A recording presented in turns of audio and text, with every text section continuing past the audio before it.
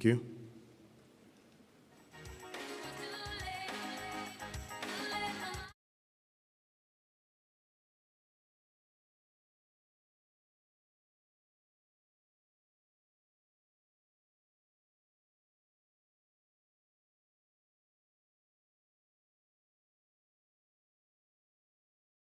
Give you some housekeeping rules. You've got our bathrooms. You go through the main door where you came in and turn towards your left. You'll find the designated bathrooms. And also, in case of an emergency, we do have our emergency exits, which is that door, through that door that is below that staircase, but also through the main door where you came in. And if in that unfortunate situation we have to evacuate, then we'll have to gather right in front of the building where we entered from. Thank you very much.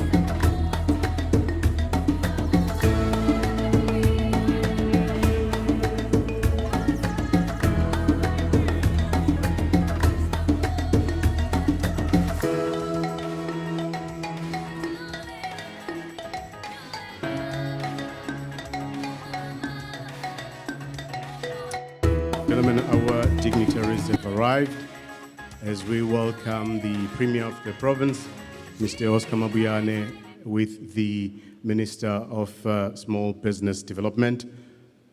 I see Ms. Stella Ndabeni, and we also do have the Deputy Minister of Trade and Industry, Deputy Minister Nombulelo Gina, and I see the MEC for Finance, Economic Development in this province, Mr.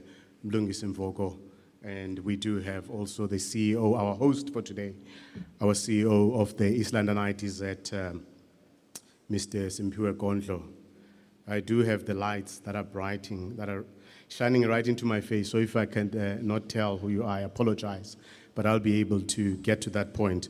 Ladies and gentlemen, once again, good morning and welcome to this beautiful day. Oh yes, we do have Councillor Xola Phakathi, the mayor of this great city of Buffalo City, who's hosting us today. Ladies and gentlemen, today is a beautiful day, the weather notwithstanding, and I think for those of us who are religiously inclined and superstitious, we do believe that the rain brings good fortune. And I think all of us agree that today is a good day, given the fact that we are launching two companies and also announcing the expansion of another company.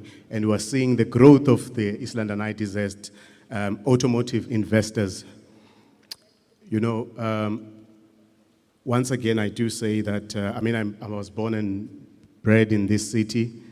And the fact that on a day like today, it being the 30th of November, that we're launching factories, I think it's something that we must all celebrate, given the fact that during this time of the year in this city, normally the only thing that we open are Christmas lights, or the switching on of the Christmas lights, you know? And I've got nothing against Christmas, but I just think that given the choice between the switching on of Christmas lights and the launch of this beautiful day, today I would always choose the opening of factories, because that bodes well for our city, that is East London. My name is Bungalwa, and I am the program director for today. And ladies and gentlemen, I did mention some of the dignitaries that are here with us, and I did tell you the emergency exits in case of emergency. I think we must just, given the fact that we're just after 10 o'clock, we should probably just get on with the program. And if you look at your program, you will see that we will have a welcome by our mayor. But before he comes, I must tell a little story, Mayor. You know, you were not here the last time when we launched the Schreiber Sandale factory, and I did ask where you were, and I was told that you were looking for your certificates, your qualifications, in line with the ANC's requirements that mayors produce their qualifications. But I understand that by the time we got to that day, you already had your matric certificate and other qualifications, but I was told that you went even further into the KIST, looking for your baptism certificate and also the certificate of your graduation from preschool. But I must say, though, today, let me welcome and let me congratulate you today, Mayor, and also say that I'm glad that you found your certificates eventually. And ladies and gentlemen, without wasting any more time, let me call upon Councillor Xolapagati, who is the Mayor of the Buffalo City, to give us the words of welcome. Mayor.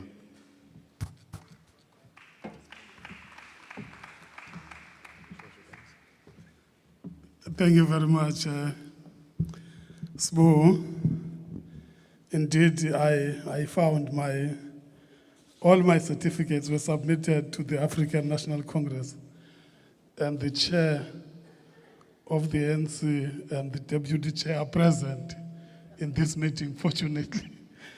Greetings to you, Program Director, the Premier of the Eastern Cape, Honorable Oscar Mabuyane, Minister of Small Business Development, Honorable Stella Ndaben-Abrams, Deputy Minister for Trade and Industry and Competition, Honorable Nomalungelo Kina, MEC of Economic Development, Environmental Affairs and Tourism, Honorable Mlungisi Mvogo, the Deputy Executive Mayor of Buffalo City Metro, Honorable Princess Faku, the Chairperson of the East London IDZ, Professor Makalima, and the CEO of the East London IDZ, Mr. Kondlo, representatives from the new automotive investors. Ladies and gentlemen, good morning. It is with great pleasure for me to be speaking in this very important session, which is held for the purpose of unveiling new automotive investors who are located here at the East London Industrial Development Zone. We are very proud to be associated with the East London IDZ as a minority shareholder and a critical stakeholder for the Special Economic Zone. The growth and the successes of the SEZ and the various industries located in it continues to prove the importance of enhanced relations and solid partnerships among government departments, the municipalities, and business. We have over the years watched the steady growth and performance of the East London IDZ with keen interest, as it is at the core of our program of growing the economy of the city through investments and job creation. The East London IDZ has been part of the development of our long-term vision as the city, the Metro Growth and Development Strategy. And as such, the entity has been able to locate itself within the strategy, more particularly what it can bring in order to ensure the success of the strategy. The organization has thus been at the core of the program of reducing unemployment in the city, fighting poverty and destitution. What we're here to witness today is confirmation of the numerous strides the organization has been making in this front, and we're confident that the three investors that are being unveiled today will go a long way in contributing to the creation of jobs and growing not only our city's economy, but that of the province as well. This being new term of office for this council, it is important to indicate that our working relations and our support for the East London IDZ will not only stabilize, but they will mature and move to greater heights.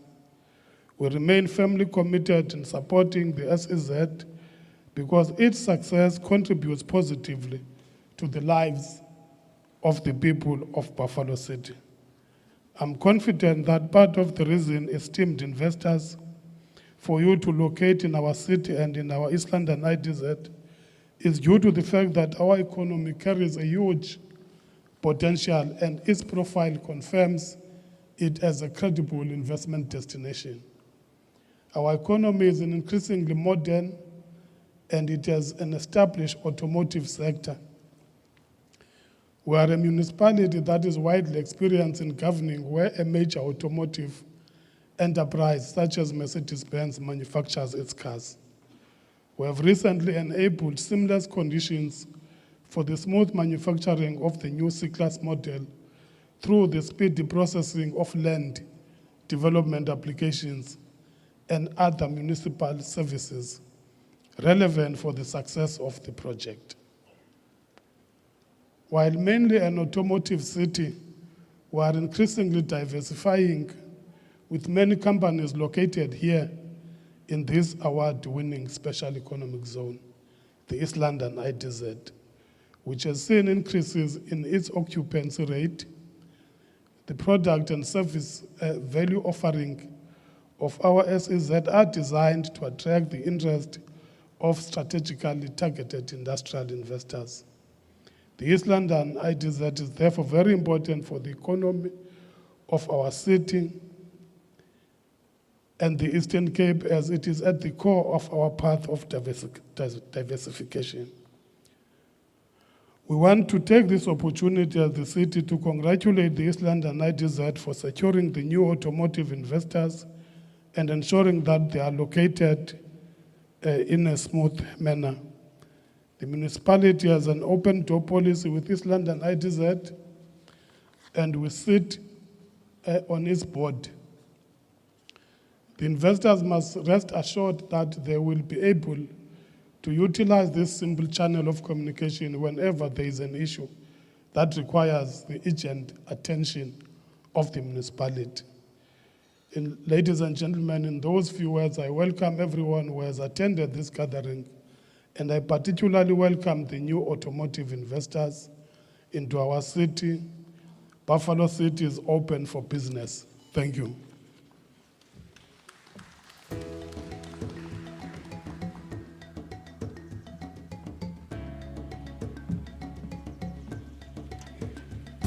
Thank you very much, Mayor, Executive Mayor Kola Pagati, for those wonderful words welcoming us to this great event where we celebrate the opening or the arrival of two investors and the expansion of another factory that is still within the IDZ. And I think today, as the Mayor said, it's a culmination of that partnership between government, all and other stakeholders, including the private sector. And Mayor, I think the words that you've said here towards the end about the city making sure that they create a conducive environment for business to thrive in the Eastern Cape, I think that's all that we want to see, especially knowing that today is an important day, also given the fact that Statistics South Africa will be releasing the quarterly labor bulletin, survey rather, at 11 o'clock today. And we know that as the Eastern Cape, our figures don't look good, but we celebrate a day like today because it bodes well for our city. Ladies and gentlemen, without wasting any more time, I did say that we do have our host here, which is the East London IDZ, and I do invite the CEO, Mr. Simphiwe Kondlo, to make the announcement about the investors that are new to the IDZ, but also to share a few words. CEO.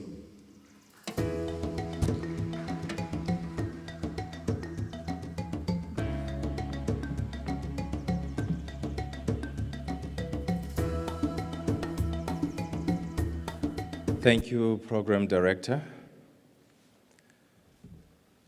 Honorable Premier of our province, Honorable Minister of Small Business Development, Honorable Deputy Minister of Trade, Industry and Competition, the MEC, our Executive Authority, MEC Mvoko, the Executive Mayor who has just welcomed us, the Deputy Executive Mayor, the Chair of our board, the board members that are accompanying the Chair, councillors from our city, the DG of our province, HOD, and most importantly, our investors, distinguished guests, ladies and gentlemen. It is with great excitement that I am today announcing one of the largest numbers of investors that we are welcoming onto our platform as the East London IDZ. This is a journey that has been building up over the years. When East London IDZ started out, we made a conscious decision that our role as an industrial development zone and our role as a special economic zone would not have real meaning if we do not support an industry that is the biggest employer in this region.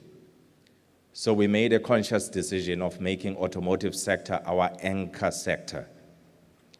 So back in 2007, we started supporting our first program that we had to support as East London IDZ, which is the W204 of Mercedes-Benz.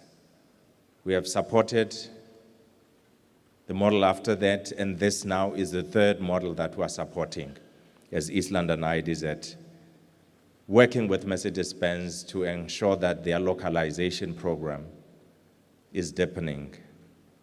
And we are excited today that we've got 16 such companies locating in the East London IDZ. And to us, this is a major milestone. And we can only say that there's been some divine intervention in this, that it is happening at a time when the country is crying and asking for more investment, where the nations of the world have been hammered by COVID, and foreign direct investment is dwindling. So for us to be launching this number of investors, we are truly grateful. And I should say that as East London IDZ, we are proud to be part of this automotive development in our region, because we believe that this is one sector that is not only giving substance to our existence as a program that supports competitiveness of South African manufacturing industries, but the automotive sector is right at the cutting edge of manufacturing. And it is a sector that we should nurture. It is a sector that we should continue to grow and deepen. And I've said it before that as much as we are also pursuing diversification, but we believe that we need to be using our strength to diversify. And as we deepen the automotive sector, we are able to find pathways into diversification into other sectors using the very automotive sector as we continue to deepen the value chain. So we are excited today that the number of investors that we are announcing, as I indicated, is amongst the highest we have announced at the same time, and this talks to 3.3 billion rand investment by private sector onto our platform. And this talks to more than 2,000 jobs that will be created, direct jobs. And we are not talking about the indirect jobs that are created as part of the value chain, because we know that for every manufacturing job on the factory floor, you've got at least 3 to 4 other jobs that are created. So we are excited that we are, through this, fulfilling our vision of being a catalyst for economic development in our region. Let me then go ahead to mention the name of these companies that have taken a very bold step of coming to our platform as the special economic zone to develop their facilities. And as I say that, we are a flagship project of the Department of Trade and Industry that started the industrial development program that had graduated into a special economic zones program. And it is through their support of more than R1 billion that we are able to develop facilities that are now a home to 16 of these investors. And this is now increasing our footprint as the East London IDZ to having more than 40 companies now that are operating on our platform, and an investment of more than 7.7 billion rand to date. The companies then that we're announcing today and proud to have them as our customers and as our investors in the East London IDZ is AIC South Africa. Can we give them a round of applause? Uria, South Africa. TEM Tooling, which is expanding on our platform. Wheel Assemblers, they have taken a bold step of landing on our platform and developing a facility of their own. Value Systems, South Africa. Ibo, East London. Mauritania, South Africa. Polytech Composites, South Africa. You know, some of the names, you can see that they are from languages that are not easy for us to pronounce. ZF Lamfoda. And TI System has got 2 facilities that are expanding on our platform. TI Fluid Systems is another investor. Voestalpine Automotive Components, East London. Automold, which is an expansion. Molan Pino, South Africa. Automotive Investment Holdings. And this one is a bit too complex for me to pronounce, and I'll simply call them WWS, supported by Permalox. So this is the number of investors that we've got landing on our platform, and we are so excited to partner with them as they drive the automotive value chain and support the manufacturing sector in our region. And we will be later giving tokens as part of welcoming them to the family of IDZ investors. And we believe that they will find the journey with the IDZ fulfilling, as we will be helping them to grow, supporting them to focus on their core business, supporting them to conquer new heights in industrialization. Thank you, Program Director.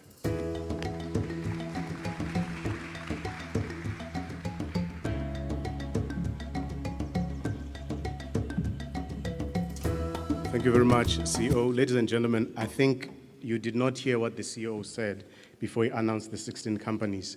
He said that there are over 40 companies that are operating here at this East London IDZ. I think that alone deserves a round of applause. And I think with the announcement of those 16 companies and the fact that this has been achieved in just over 3 years is something also worth celebrating. And I think it also sets us on a path to be an automotive hub in this country as a province and also as a city. Ladies and gentlemen, the 16 companies that were announced here, we do know that today is also about the launch of 3 of those companies, 2 of them who are new tenants here at the East London IDZ, and also 1 that is expanding, that is TI, as announced by the CEO. So I will call the representatives of those 3 companies, if they could come forward in that order. That would be Mr. John Taylor, representing TI Automotive. That would be Mr. Andreas Rottenbach, representing EBO, and Mr. Wesley Stradom, representing Aurea, if they can come in that order just to share a word as the investors in this East London IDZ. Mr. John Taylor. Please give him a round of applause, ladies and gentlemen.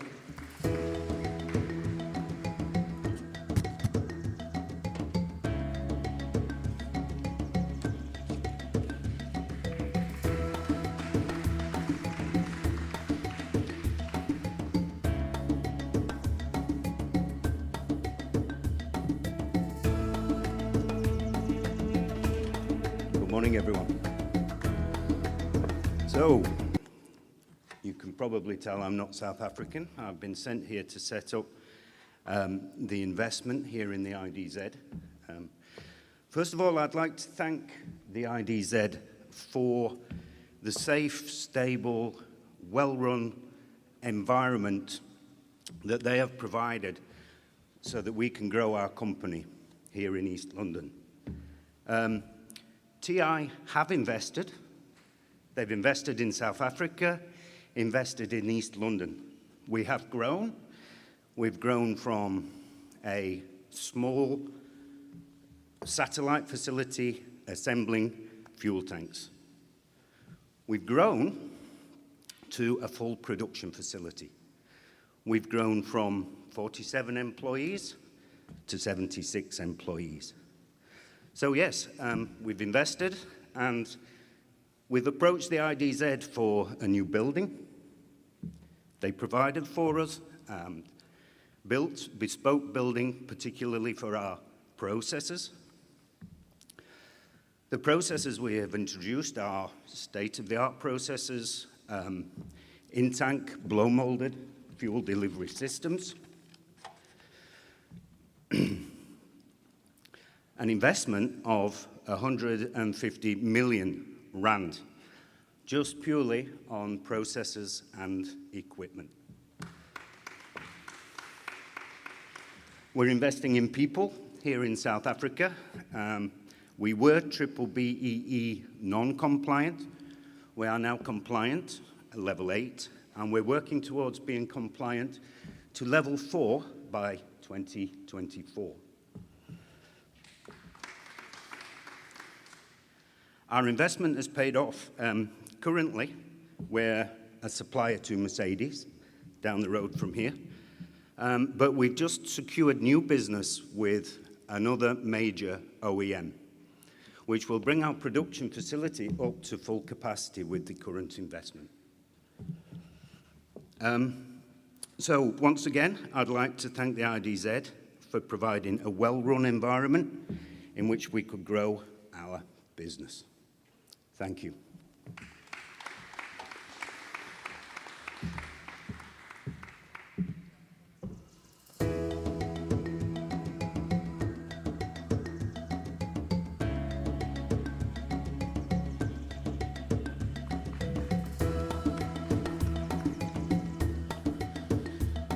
Good morning together. First of all, thank you, the IDZ, and also the Eastern Cape for your support that the company Aurea was able to establish 11,000 square meter facility here in East London to support one of our main customers, Mercedes-Benz, for the new C-Class here in East London. Aurea was formed in 2017 through shareholders and out of different companies before. So we have 5,000 employees, 18 manufacturing facilities, and 10 engineering centers across the globe. We are producing products for interior solutions, acoustic, and other vehicle interior products. What factors led Aurea to choose a manufacturing location here in East London? The most important factor, or one of the most important factors for Aurea globally, is that we're following our customer through each location where our customer is located.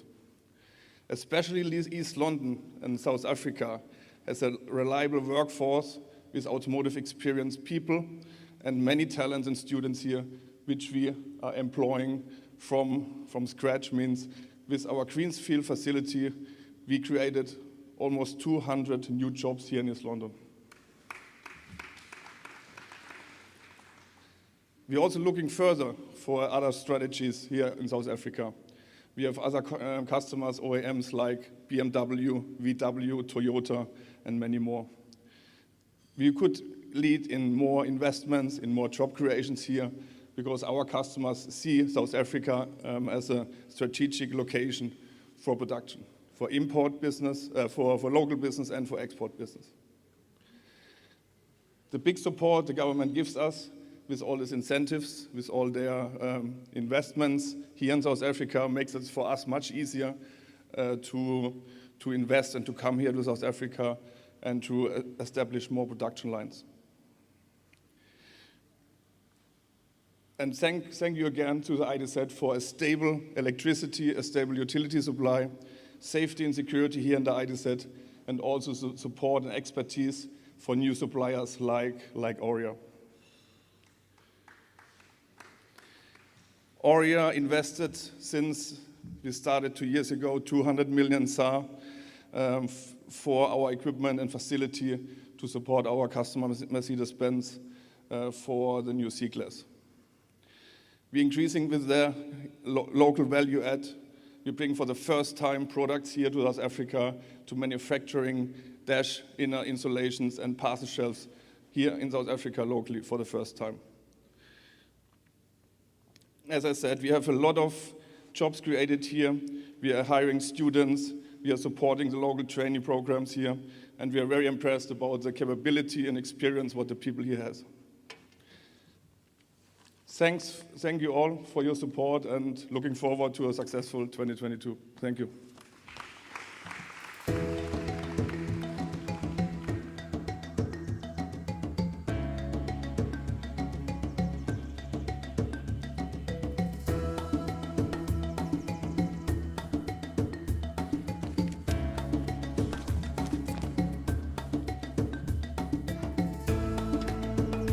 To raise this a bit. There we go. Good morning, everybody. First of all, thank you to the East London IDZ for the invite today and for having us here. We appreciate the involvement in the day, and we understand that it's a prestigious event, and we're happy to be part of that. I think for the EBOR context, it's good for me to tell a bit of our opening story. It provides context to other elements of our business. And the story of EBOR is that in 2014, myself and Andy Giltree, the founding members of the company, were part of the closure of a multinational company that was operating in the Eastern Cape. During the closure of this company, more than 100 jobs were lost at the time. We did, however, feel that there was a place for a company like EBOR Automotive Systems in the Eastern Cape and within the South African market, and went about establishing the basis of a startup company and began to trade at the end of 2014. We were joined by a number of investors, in particular High Street Capital and ATS, and within a 2.5-year period had built the business to a point where we employed in excess of 100 people. This was the story of our operation in Port Elizabeth, but it is the precursor to a very important aspect of our business. The shareholding of EBOR Automotive Systems has remained the same for the last 7.5 years that we've been in operation. The important aspect of that is that we have a 25% shareholding in our company of all our employees. We have a staff trust. Every employee from any level of the business is part of that 25% shareholding. These employees are all beneficiaries of our trust. Moving forward then to the East London aspect of our business. In 2019, we began engagement and planning for a facility in East London in support of the W206 program that we're currently supplying to. We're proud to announce that our shareholding structures have remained at 25% for all our employees. They've not been diluted, and they've continued their shareholding through with the expansion of the company, an expansion which has more than doubled the size of our business. We currently employ in excess of 100 people in the EBOR East London facility for a total complement of more than 240 people currently employed in the EBOR family. Additionally to that, the trust through a vehicle company is now also owner of equipment within the EBOR East London facility, which is a new development for our company. As such, they generate a revenue from this ownership of this equipment. And I'm pleased to say that during the course of this year, the members of the trust had their first distribution of income, which has been paid out to them. In fact, they've had 2 already this year. And it's a very, very significant success story for us. In terms of development of our program, we've been offering growth opportunities for our people, and expansions like this and involvement in programs that the IDZ offer has allowed us to offer members of our Port Elizabeth facility what we call a line of sight. It's an opportunity, and we issue an expression of interest. It's amazing how many people currently based in Port Elizabeth come from this area and would like to come home to Buffalo City and surrounding areas. We had an influx of applications, and I'm pleased to say that we've relocated a number of people out of our Port Elizabeth facility into the East London area. Additionally to that, we've been employing, developing, growing, and running development programs for a number of other employees who have been part of the East London growth. Management in particular is a key focus area for us, and we have a number of homegrown managers and directors. We pride ourselves in being an East Cape company, and myself and the other 3 members of the EBOR team here today are all Eastern Cape homegrown from day one, and we still remain in the Eastern Cape. One of our success stories that I'd like to point out, however, is that during the course of last year, we've also appointed our first female director of EBOR East London, a significant move in the business. Ms. Renelle Bonesi-Swem is an East Cape lady, also born and bred from the northern areas of Port Elizabeth. She joined EBOR more than 5 years ago and has had a very, very, very successful career in the business development and commercial fronts of the business. She refers to the East London plant as her baby. Such is the importance. And it's been a welcome to have her on board in an executive position. I'd also like to point out one of our success stories being Silinde Kukle Mfetwa, otherwise known as Pule. Pule joined us more than 6 years ago as a project engineer. He worked extensively with myself and Nigel Bennett, our operations director, and we immediately recognized the potential of the candidate. Pule was in his early 20s at that stage, so he's still quite a young chap. But he showed all the signs of the leadership and the type of people we would like to include into our facility at the management level. Excuse me. Pule has moved from the positions of engineer into project management, and he's responsible for the WCO 206 launch program that we've put in place here. Everything from the tooling to the facility itself, and the development of the processes, the lines, the approval of the parts, etc., etc., etc. All this has been under his guidance and his team of engineers. Pule is from the Eastern Cape, as I've mentioned, Kofi to be specific. And as a result of his increased performance at the East London plant and as part of the EBOR group, he's gained a lot of respect from our team, and also popularity. In terms of the impact on the region, EBOR has been investing in equipment extensively. Our investments are way in excess of 100 million rand to date, and we still continue to invest into additional equipment. We've been increasing our technology, the skills, and the ability of our plant to get into new technologies for EBOR and also provide solutions to our customers. We have a world-class facility in a world-class facility, being the IDZ.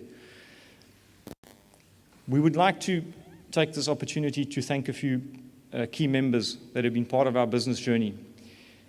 Mercedes-Benz, who introduced their first business with us in 2017. After a very successful launch of a localization program, we then moved into the awarding process of business for this plant, and we've been very successful in winning business directly with MBSA, as well as 5 other Tier 1 suppliers that supply product into the W206 program. The Executive Mayor did mention earlier that Buffalo City is open for business, and so too is EBOR. We're looking to do additional capacity expansion going forward, and we are looking to do additional business and grow our footprint within the IDZ. We'd also like to thank government, particularly for some of the support programs that they have been running, in particular through the DTI, AIS incentive schemes, TER support during the last year and a half, and the policies around localization and the development of local suppliers. We are the proof of such companies. The IDC, they've been our investment partners from day one in the business. They've been assisting us with a number of programs, including CapEx expansion, tool funding programs, etc., etc., and we're very grateful for their involvement. The East London IDZ. I've saved the best for last, and the focus of today. It has to be said that we did start engaging with the East London IDZ many years ago. And it was a slow process. We were wanting to be here. but often the business case needs to be proven before we can commit. And that was an ongoing process. But I think we had a joint vision. We wanted to be here, and it was clear that the IDZ wanted us to be here too.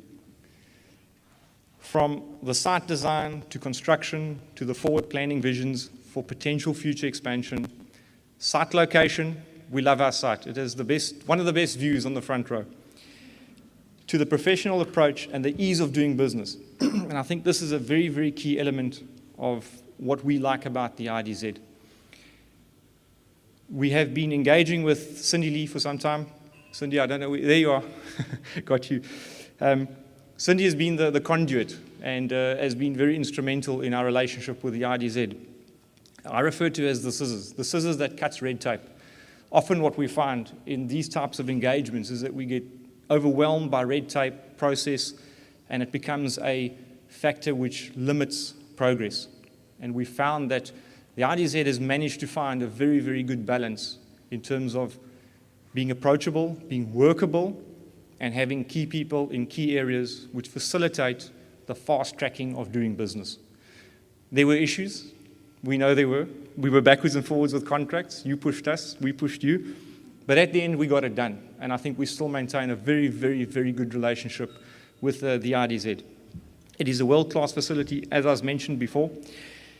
A number of other elements we can go into. The facility is well kept, it's presentable, it's safe, and it does provide an environment in which we want to do more business. We would like to expand our facility, and I truly think that we'll have a lasting relationship going forward.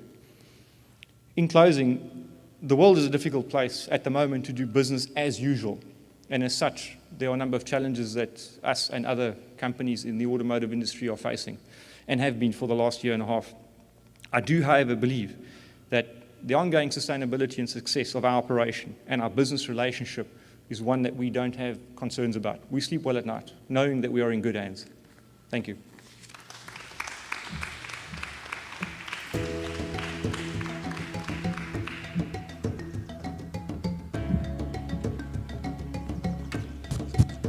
Thank you very much, gentlemen. That was, excuse me. That was Mr. Wesley Stradom from Igbo, and before that we had Mr. John Taylor representing TI Automotive, and also Mr. Andreas Rottenbach representing Aurea. I think, ladies and gentlemen, the takeaway from the words that were delivered here is actually the facilities that we have here, how the IDZ continues to provide a safe environment for these companies, but also, I think, Mayor, you had the expression there by Mr. Rottenbach about the electricity supply, which is consistent, and I think that is important, and I hope that other potential investors will be able to pick up these positive words coming from these companies. And I think, lastly, the point that the IDZ is a world-class facilities, and I think that that's what we would want to continue being, that's the standard we want to uphold, rather. And I hope that our colleagues that are here will be able to spread the good word about the East London IDZ. And I think the story of the Mercedes C-Class is one for us to be proud of. And the fact that we now have localization, where we have some companies that are based in East London producing some of the components, it's a good story for us to tell, so that the world knows that we do not just export Omicron variant, but rather we also do manufacture components that end up in these cars that are sent to different parts of the world. And ladies and gentlemen, the most important thing about this investment is the fact that you have local companies that continue to benefit as a result of the policy of the East London IDZ. And those are small companies that are based in East London that continue to benefit. And we are seeing localization at in realistic terms, rather, where you have East London-based companies and also companies like Igbo that are based in East London and also that have investors that are from this province, including areas like Tofimba. But that is something we are proud of. And I think that also explains, ladies and gentlemen, why we have the Minister of Small Business Development, Honorable Stella Ndabeni-Abrahams, with us here today. Let me take this opportunity rather to invite the Minister of Small Business Development, Stella Ndabeni, who can talk to us about the importance of these special economic zones in the economic recovery of this country, given the pressure we've seen with COVID-19. Minister, can you please give a round of applause, ladies and gentlemen?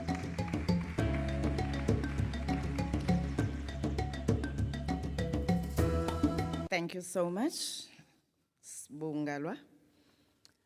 Ladies and gentlemen, allow me to greet the Deputy Minister of the Department of Trade, Industry and Competition, the Premier of the province, Honorable Oscar Soweto Mabiane, the MEC for Economic Development, the Executive Mayor of the Buffalo City Municipality, together with the entire delegation from Buffalo City, joined, of course, by the Deputy Executive Mayor, the Chairperson of the East London IDZ, together with the entire board that is here, the CEO with his people, the different stakeholders that are here, but most importantly, the investors that have made this IDZ to be what it is today. Ladies and gentlemen, members of the media, let me first take this opportunity to thank the organizers for inviting me to this important occasion. And of course, Premier, what an exciting feeling to have something so tangible and dynamic being celebrated in these trying times we find ourselves in. This automotive investment we're talking about today is putting not only Buffalo City, Eastern Cape, but the country firmly on a global map as a manufacturing hub. Dear investors, despite all, our country, we are undoubtedly on the road to economic recovery. We have significantly surpassed earlier IMF forecast of 2.5 growth for 2021, and we are on the path of recording above 5% growth, driven in the main by strong commodities demand and prices. Our discovery of the new Omicron variant and the resultant red listing of South and the Southern African countries will hurt our tourism and hospitality sector as much as it hurts our small businesses over this peak demand period. Allow me to echo the President in registering our deepest concern with the global overreaction to our scientific breakthrough, and of course, that we remain committed and condemning the ongoing vaccine appetite that results in a very divergent path to recovery for developed and developing countries.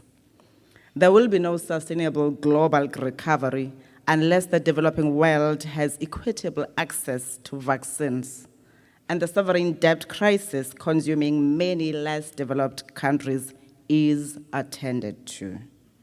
As South Africa, our economic recovery is led by our Economic Reconstruction and Recovery Plan and various master plans, mostly driven by the Department of Trade and Industry and Competition, but also cutting across the whole of government. Underpinning our Economic Reconstruction and Recovery Plan are a number of reforms aimed at addressing structural faults in the South African economy.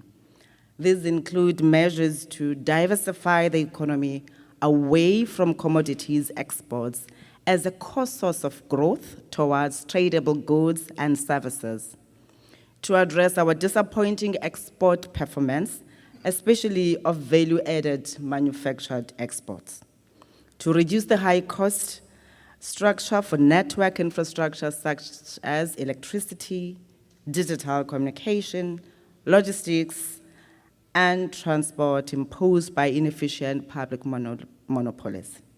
To address our highly concentrated industrial structure, limited competition, and high barriers to entry, which produces unemployment and inequality.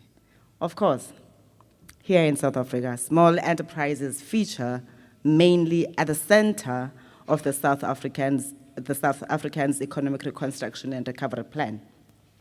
This plan is aimed at building back better aligned to the broader global reset of a greener, digital, more resilient, and socially inclusive future. Premier, this is consistent with the National Development Plan, which also sees the small businesses as the engine for inclusive growth and job creation. The National Development Plan has a target of creating 11 million new jobs by 2030. 9 million of those are to be created through the small businesses. This is why government created a dedicated department of small business development and, of course, development being the emphasis. That needs to be well-resourced in order to help our country achieve this target. There's no time for sloganeering and rhetoric. Our people expect nothing but the best from all of us, both investors and government. As a department, we have since developed our own small enterprise development master plan, which is currently going through consultations as we develop an implementation plan that must take into consideration the co-creation of our economy. We are, of course, running certain initiatives that are relevant to this automotive investment program, which are the following. The first one, a countrywide red tape reduction program, including for municipalities, that improves the ease of doing business and reduces administered costs imposed on small businesses. In this city, Buffalo City, we are happy to see that the DTIC's Invest SA has established a one-stop shop with provincial government and the city itself. The city must do the basics well, Executive Mayor, and must create an environment that is conducive to attracting and retaining investment and skills. And as Boo said, the focus is also on localizing whatever that we have. The second one is on prioritizing the establishment of incubation centers and digital hubs, and have a plan to establish 270 of these by 2024. Already we are supporting 110 incubators and working closely with the private sector and the universities and scientific institutions that are driving innovation.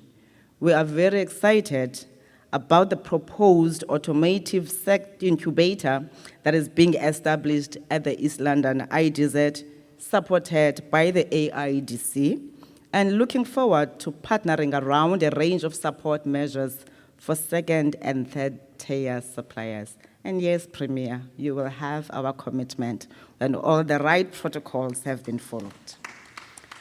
Thirdly, and closely linked to our incubator program, we're actively prioritizing supplier development in established value chains. The basic things, CEO, that you spoke about. Everybody who drives a Mercedes-Benz, they love leather chairs or leather seats, and that has to find expression in a province that is dominant in agriculture and manufacturing. Through the South African Automotive Master Plan, we are starting to see increased local content and an increase in number one of first tier and some second tier suppliers. This launch here today bears testimony to this. And we congratulate Mercedes-Benz South Africa, DTIC, DIDIT, and the East London IDZ for making this happen. But we must also acknowledge that there is room for doing much more, only when we work together.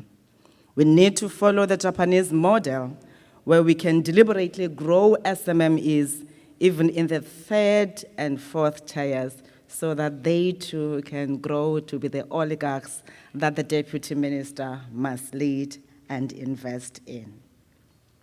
To support suppliers in targeted value chains, we have developed access to finance programs through CIFA and the Kula Credit Guarantee. We have recently developed the Innovation Fund with Kula Credit Guarantee and the EU that leverages private financing from banks to capitalize suppliers. Again, this is an instrument we can partner around for targeted second and third tier suppliers.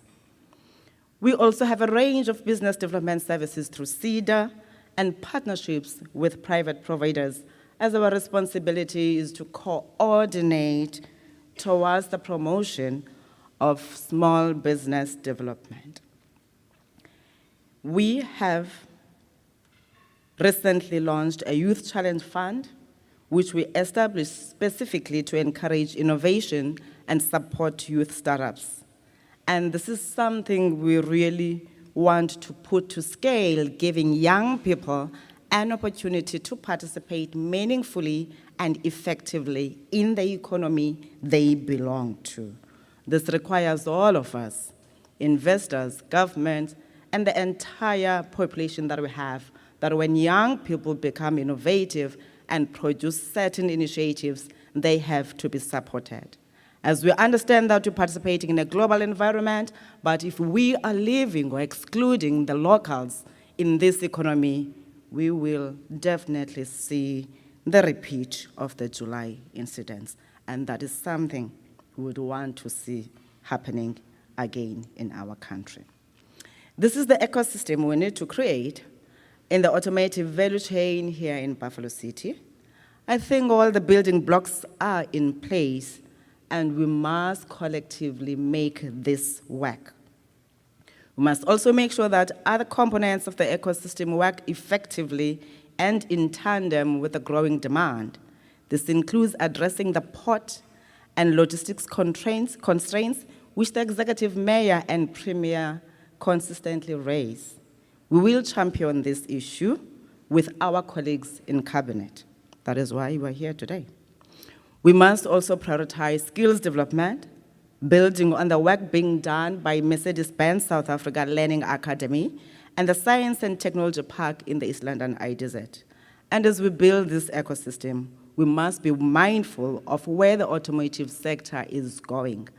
Executive Mayor, understanding the investment plans of all those that are here becomes very crucial in the mandate that you ought to drive as mandated by the electorate and the party that has put you in the position that you have. I'm really happy to learn that Mercedes-Benz South Africa has developed an ICT hub here in Buffalo City, which services other Mercedes plants around the world. We're also pleased to learn that the BCMM has partnered with the World Bank on a smart city strategy, that a future skills hub is being developed with BPSA and Harambee, and that the East London IDZ has forward-thinking plans to develop a fully fledged digital hub. I'm also aware of the green innovation projects happening in the East London IDZ and here in the city. The further development of these 4IR and green innovation capabilities in Buffalo City and the province will be critical to growing future competitiveness for automotive investment as the sector rapidly shifts to smart and electric vehicles. And this is where, CEO, we are seeing our SMMEs participating.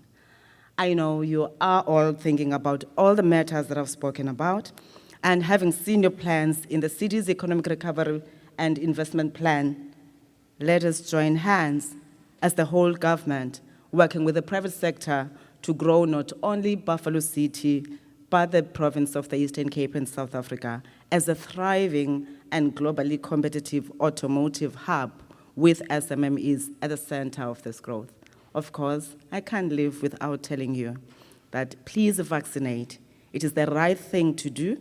Failure to do so leads to all the restrictions that we are forced to impose, and that has a dire effect on the small businesses that we are responsible for. And remember, I did tell you that the National Development Plan expects that we grow, transform the economy, but create 9 million jobs by 2030. And therefore, vaccination is the only way to help us to minimize the impact of the virus that we find amongst ourselves. Thank you, Program Director. I can't leave you without telling you that the ANC government loves you so much. Thank you.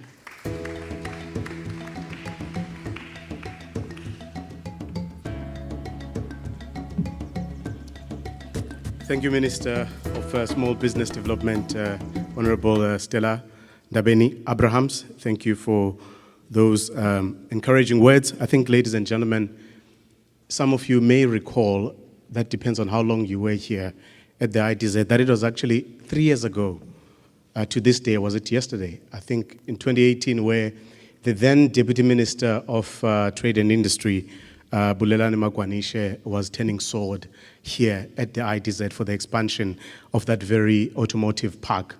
And the fact that we are now here, which is also where some of these new investors will be incubated, is actually something that is worth celebrating. And I think the CEO did say earlier that the fact that the world is going in a different direction, we're still reeling from the effects of COVID-19, but here in East London, here we are today, launching these 2 factories and also announcing the expansion of another investor is a good story for us to tell. And ladies and gentlemen, I mentioned the former Deputy Minister of Trade and Industry for a simple reason, also being that these investments and these expansions and this launch that we're having today would not be possible were it not for the commitment of the Department of Trade and Industry and Competition to the growth and development of the Special Economic Zones program in this part of the country and other parts. And that is why we have in our midst the Deputy Minister of Trade, Industry and Competition, Nomalungelo Gina, who is here with us today, and I invite you, ma'am, to share a few words with us. Ladies and gentlemen, please give her a round of applause.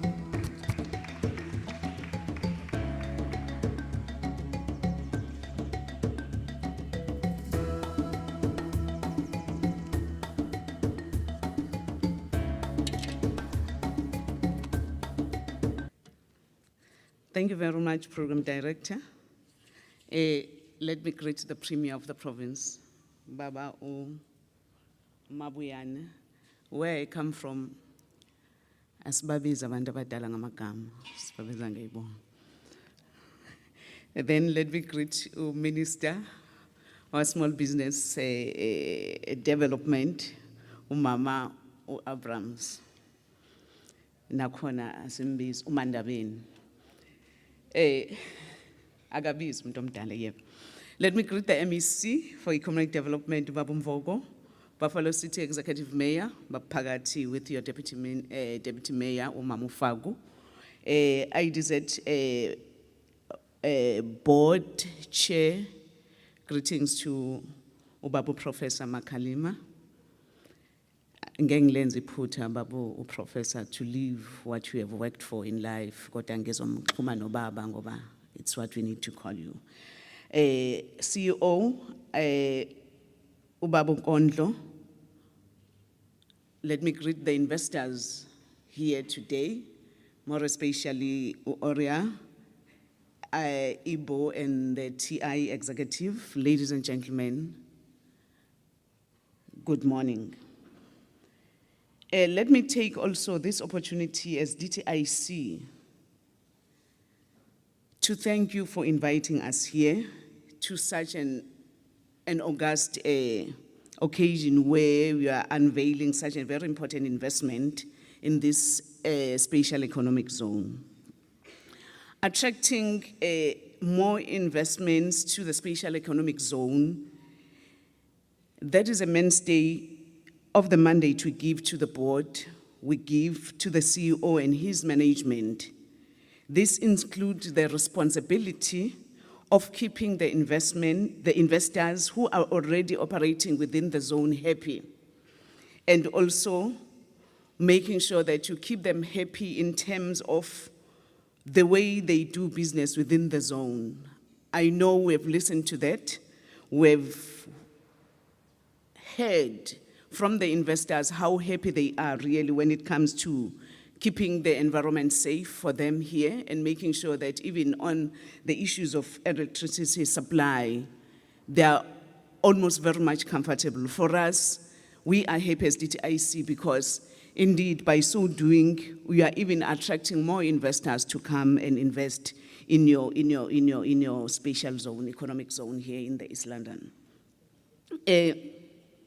Today, you are making such an investment announcement at a time when South Africa is on the path of economic reconstruction and recovery path. At the heart of that path is more investment and more job creation. As the Department of Trade, Industry and Competition, let me repeat the name of the department that we come from.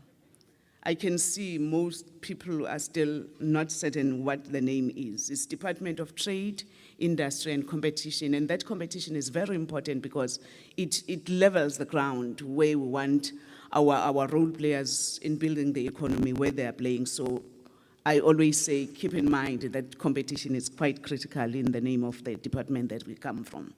So I was saying, as DTIC, we are here today to express our excitement to your work. We are particularly happy that the engagements that we had with these automotive sector companies by the East London Industrial Development Zone, which predates the 2020 COVID-19 economic environment in our country, did not become the casualty of the economic crisis. Today, it is this investment that forms part of the rebuilding and constructing our economy, including creating many, many new jobs, as they have been alluded to before I came here. Government is repositioning itself for a long-term industrial economic development.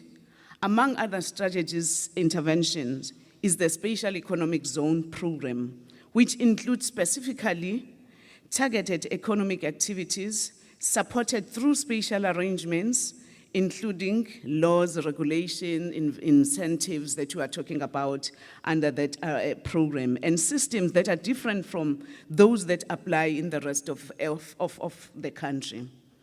The SCZ seeks to create a sustainable environment for foreign and domestic direct investment, build sector-based industries, which will help the South African economy to develop its strategic industrial capacities and capabilities. Also, this program serves as a key policy program underpinning spatially integrated industrial development, particularly in the context of unlocking or optimizing South Africa's comparative and competitive advantages. The DTIC is driving the aforementioned program as a strategic intervention to catalyze economic and industrial development by positioning the country towards the global value chains for both developing and developed markets. The SCZ program has now entered a full implementation phase, with designated SCZ continuing to show a positive progress in terms of a number of investors operating in the zone. When we look at the whole country in South Africa, at now we have reached 10 SCZ covering 7 provinces. We're still working with the 2 provinces that are left, which we are just about to designate their SCZs, and we hope maybe in a few years to come we'll be happy to say we have covered all the provinces that we have with the SCZ. We're still short of Northern Cape and Northwest, but with the rest of other provinces, I can assure you we're doing very well.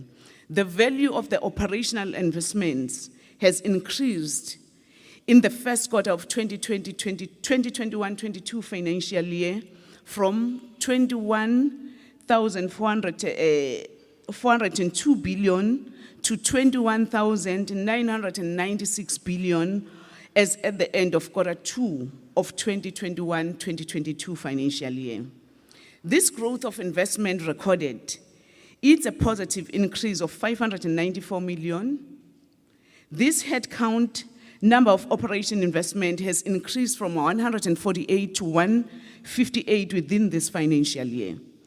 If the current investment projects under construction can be completed within the financial year of 2021-2022, we are expecting operational investments to increase by an estimated 7.5 billion. And I think that's one thing that we need to applaud the investors by coming to invest in our SCZ throughout the country, South Africa.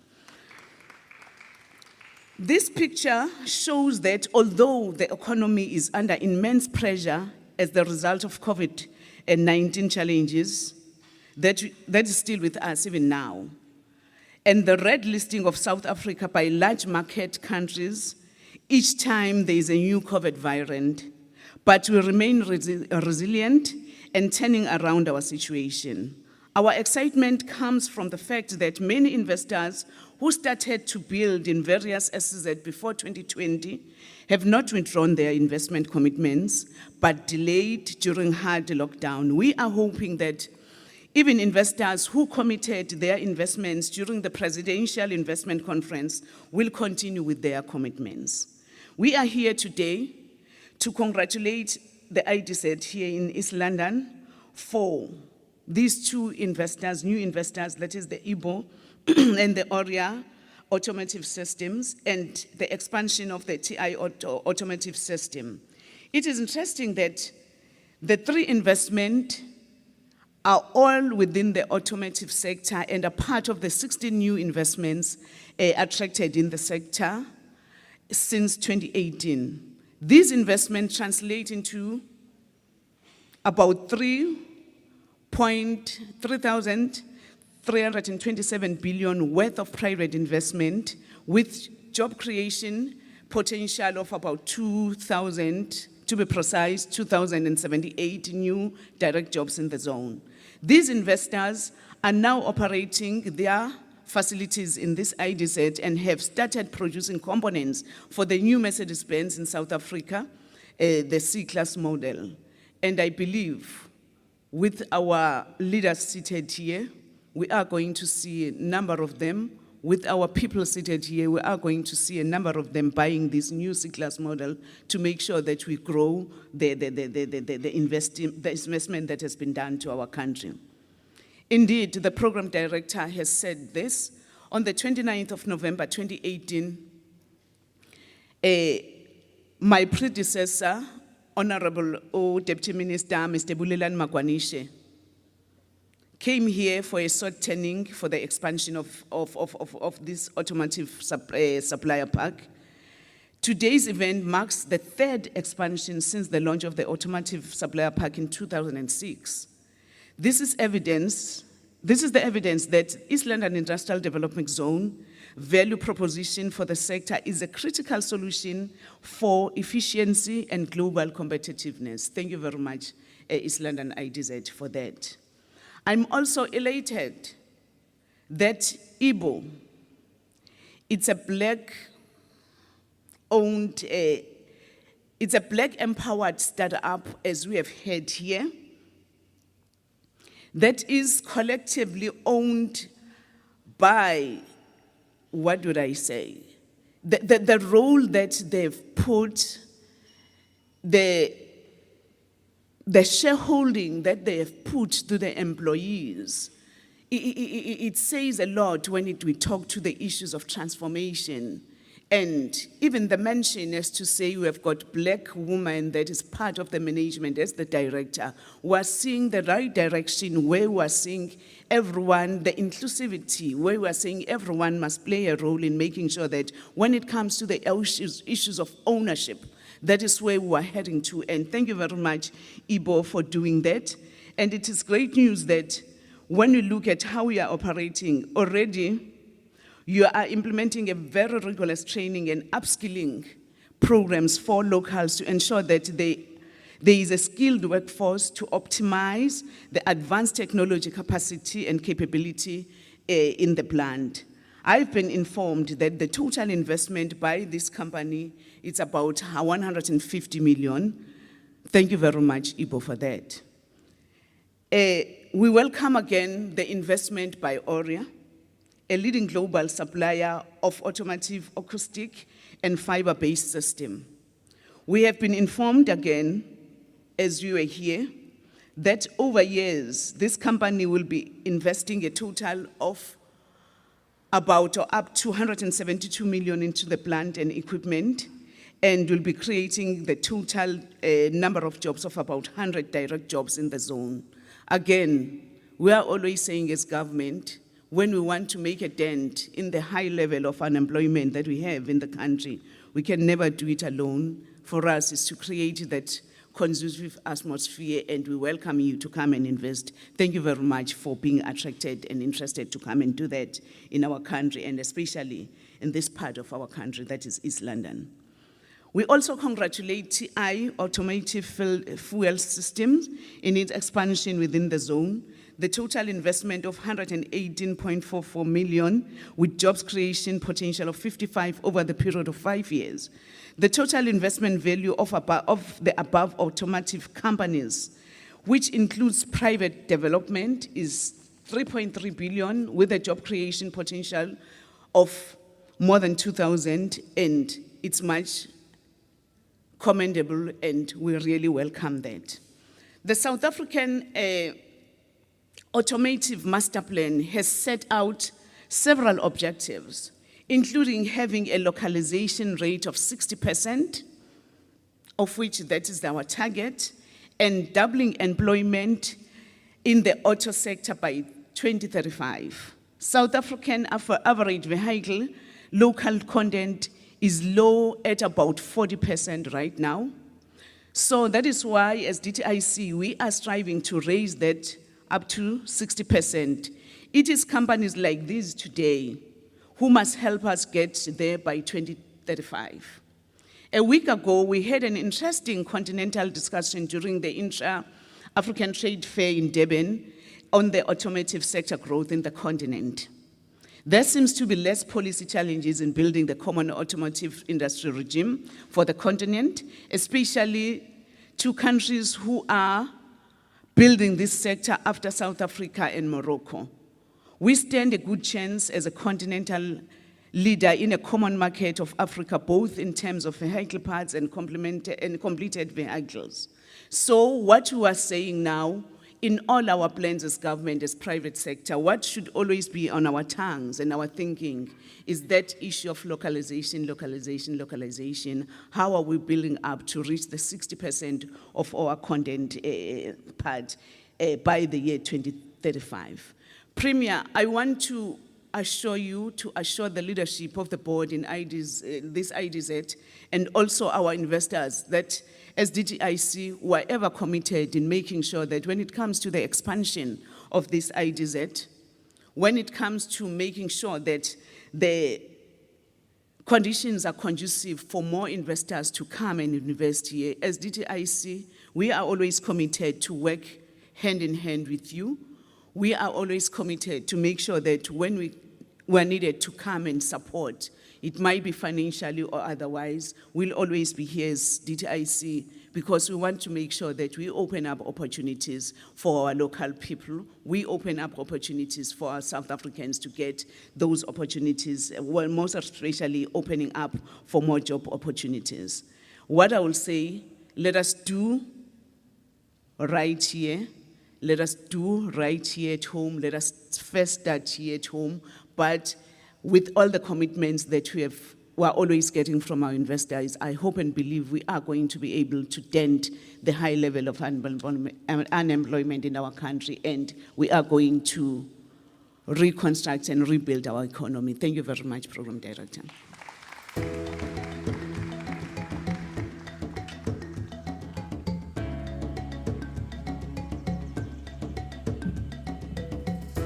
Thank you very much, Deputy Minister Nomalungelo Gina, who is the Deputy Minister of Trade, Industry and Competition. I hope I got that right.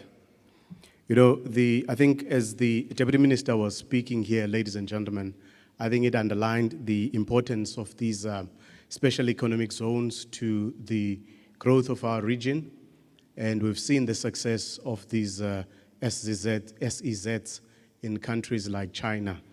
But with the growth of the SEZs came the population growth as well, as you have more people who flood into these urban centers, looking for economic opportunities. So I hope that as we are growing here at the East London IDZ, government has a program to make sure that will be able to accommodate those people who will be coming here looking for opportunities. Also, given the fact that we are an urban center, you know, I thought of this thing of infrastructure development when I landed at our international airport, King Palo, and then Neta.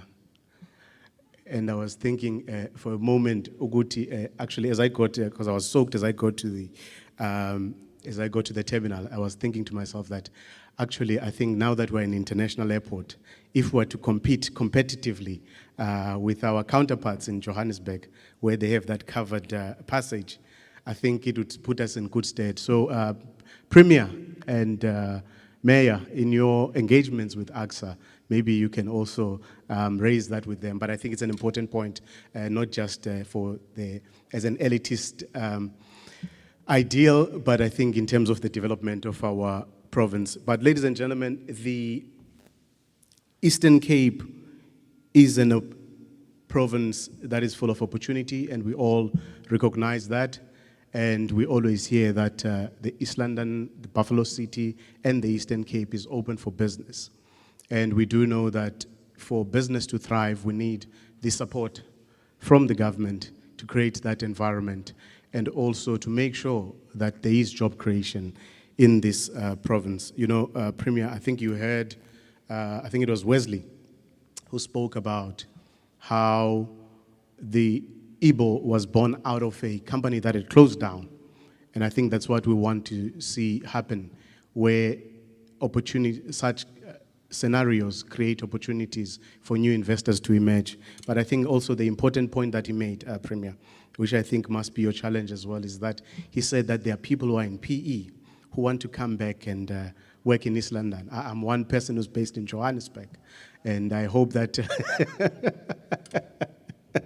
you will create that environment for us to be able to come back and invest in this great province of ours. Ladies and gentlemen, without wasting any more time, let me call upon the Premier of the Eastern Cape, our number one citizen, Mr. Oscar Lubabalo Mabuyane, to say a few words. Thank you very much.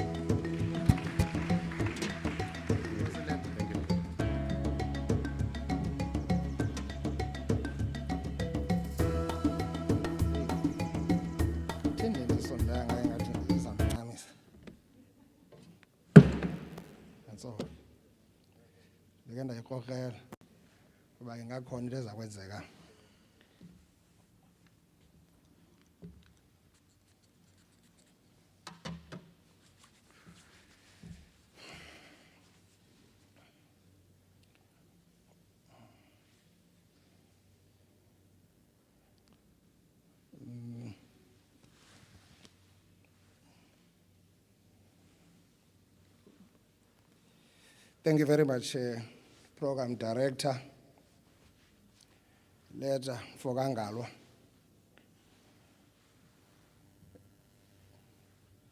The Executive Mayor of Buffalo City Municipality.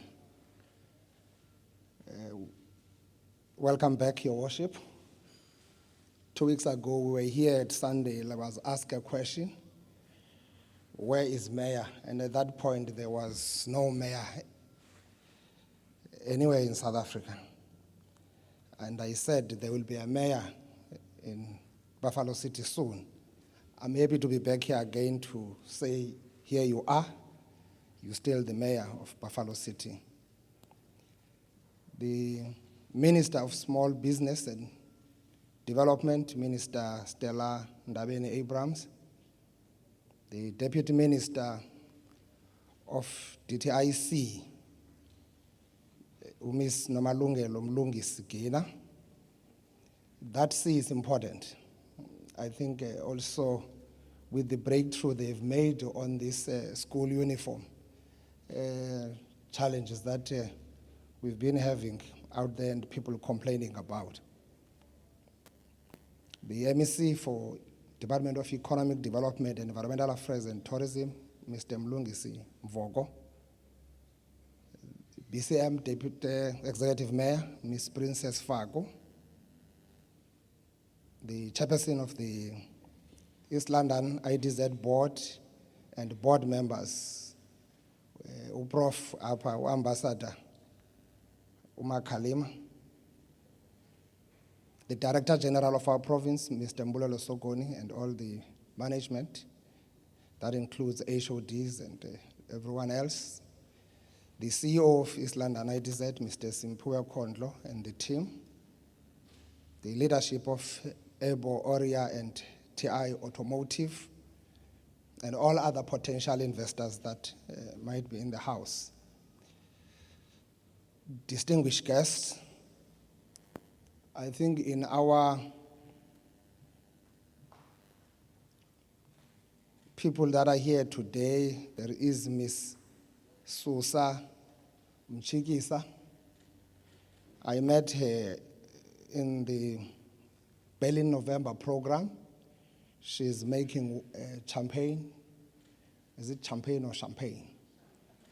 Okay, I don't want to say it. So she's making champagne. I was so impressed, and I said she must come here today and be part of this program so that we see how do we help. She's currently producing from Cape Town, and I was worried about that because our jobs cannot really be in Cape Town, and we consume this other side. Ladies and gentlemen, good morning to you all. It is indeed a great honor to be amongst all the important stakeholders who have graced this occasion, which marks another milestone of great significance in the young history of the East London Development Zone. This year marks 19 years since the East London Industrial Development Zone was established, and the entity has grown in leaps and bounds. I think all people speaking here before me were really attesting to that, others giving testimonies. Kusetyenziwe apha kakhulu kwaye kuseza usetyenzwa. Xa kumnandi ke olo hlobo kufanelekile sincome isikhokelo se-East London IDZ, inkumbi umphathi intloko umnumzana uSimphuwe Kondlo nabasebenzi abakhokele naye apha ukusukela ngo-2002. Ndiyakubona ke tita into yoba nalapha entloko ude waxuba zezi ngxaki ezilapha. Siyabulela kodwa ke ngegalelo lakho. MEC, when I was an MEC for economic development in the province about 4 years ago, 2018, I got confronted by a message that was saying he wants to leave. And I said, what do you mean by that? He couldn't explain what did he mean. And then we agreed that he must still be around because we need stability here. We need to move forward here with speed. We know the journey hasn't been an easy one for you, CEO, but you have persevered and nurtured this institution to be what it is today.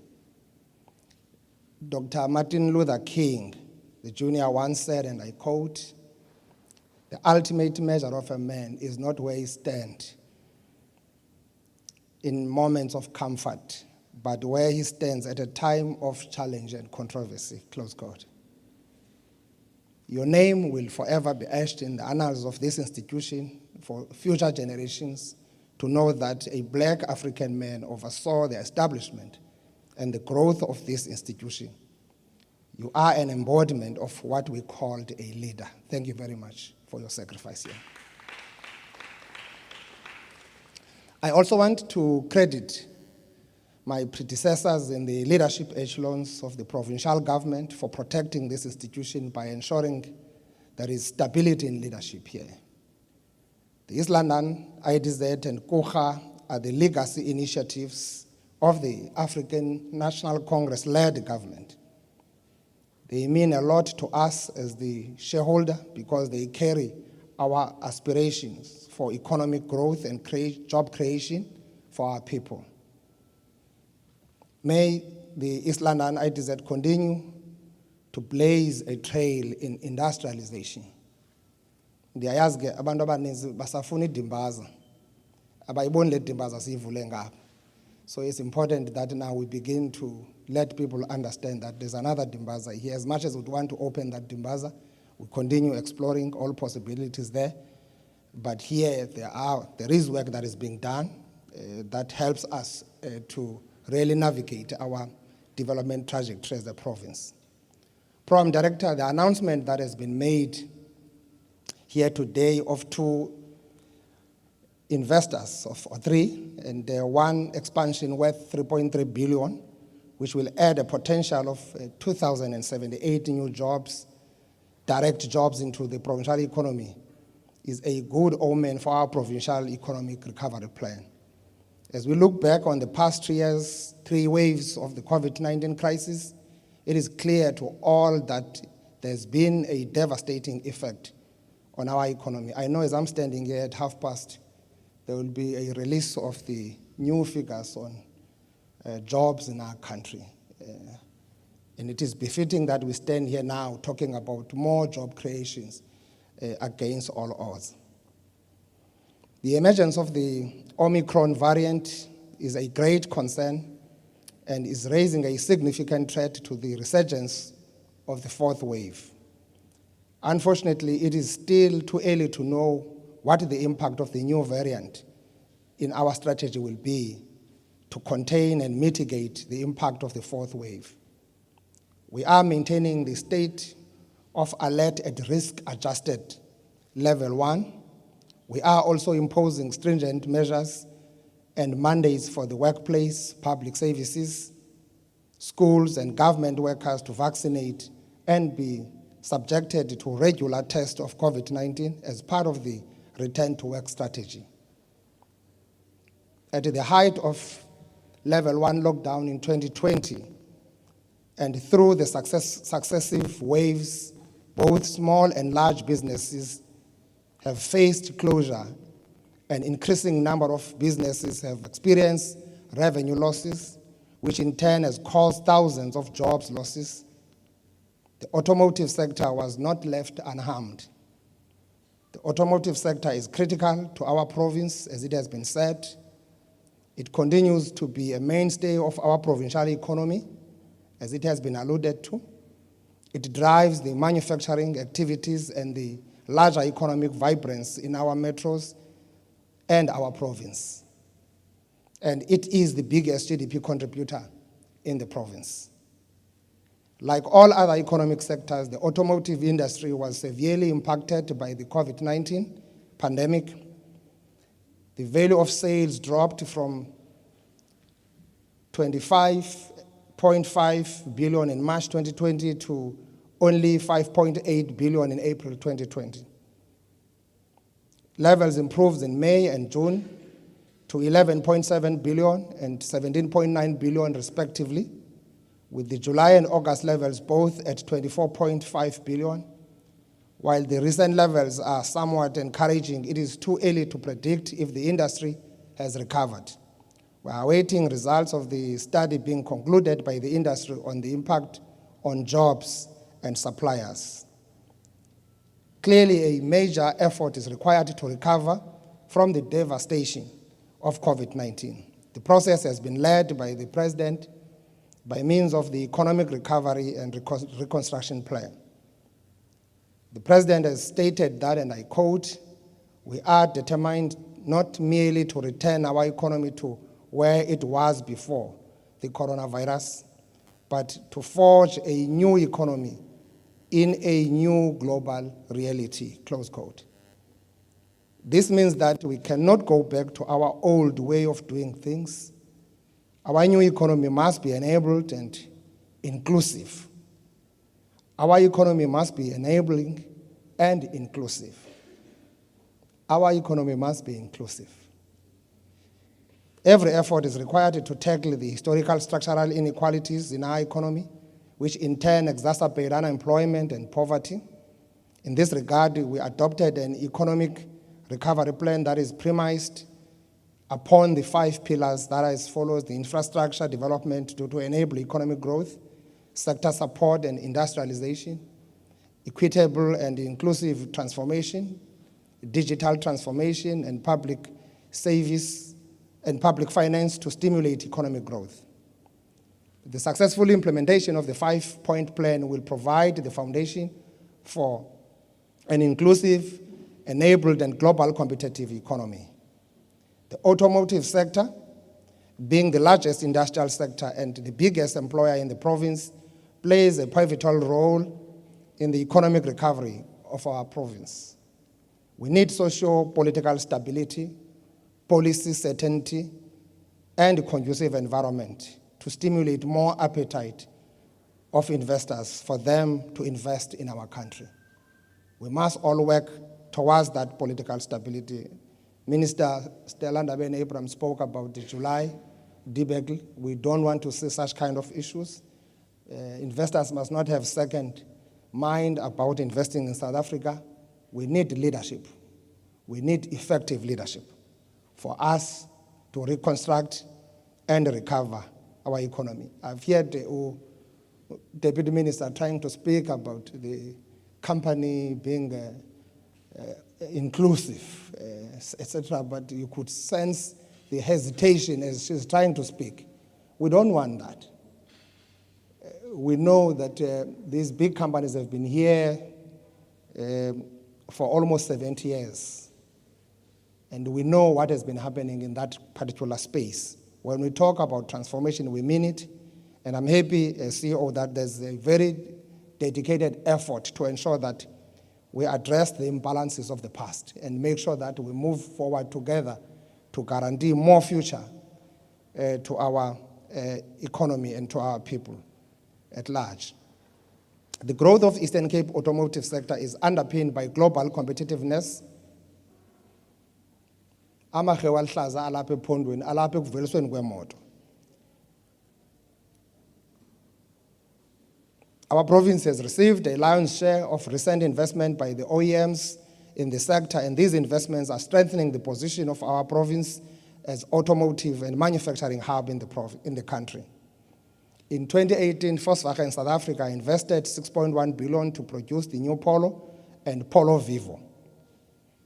In 2019, Mercedes-Benz made a 10 billion investment to our economy for the production of the W206 model, the C-Class model. Towards the end of 2019, Isuzu Motors announced its investment of 1.2 billion into the next generation Bakkie program in South Africa. Then recently, Ford Motor Company announced an investment of 15.8 billion into the South African economy. We are part of the war room that works on the investment that Ford has done at Tshwane SEZ, and we know how we are also strategically located to benefit from that investment as a province.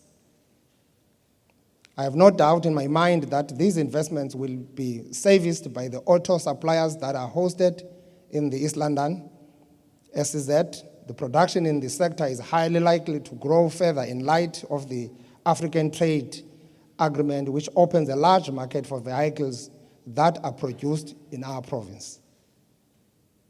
Ikhona ke kodwa imingeni ekufuneka siyilungisile ukuze sikwazi ukugcina nokukhulisa utyalo mali. The industry is constantly raising concerns, and amongst their concerns is that the automotive industry depends a lot on the stability of the rail and port infrastructure and services, mainly because of its import or export activities. The high cost of logistics from East London to supplying vehicles to 80 ports all over the globe remains a challenge.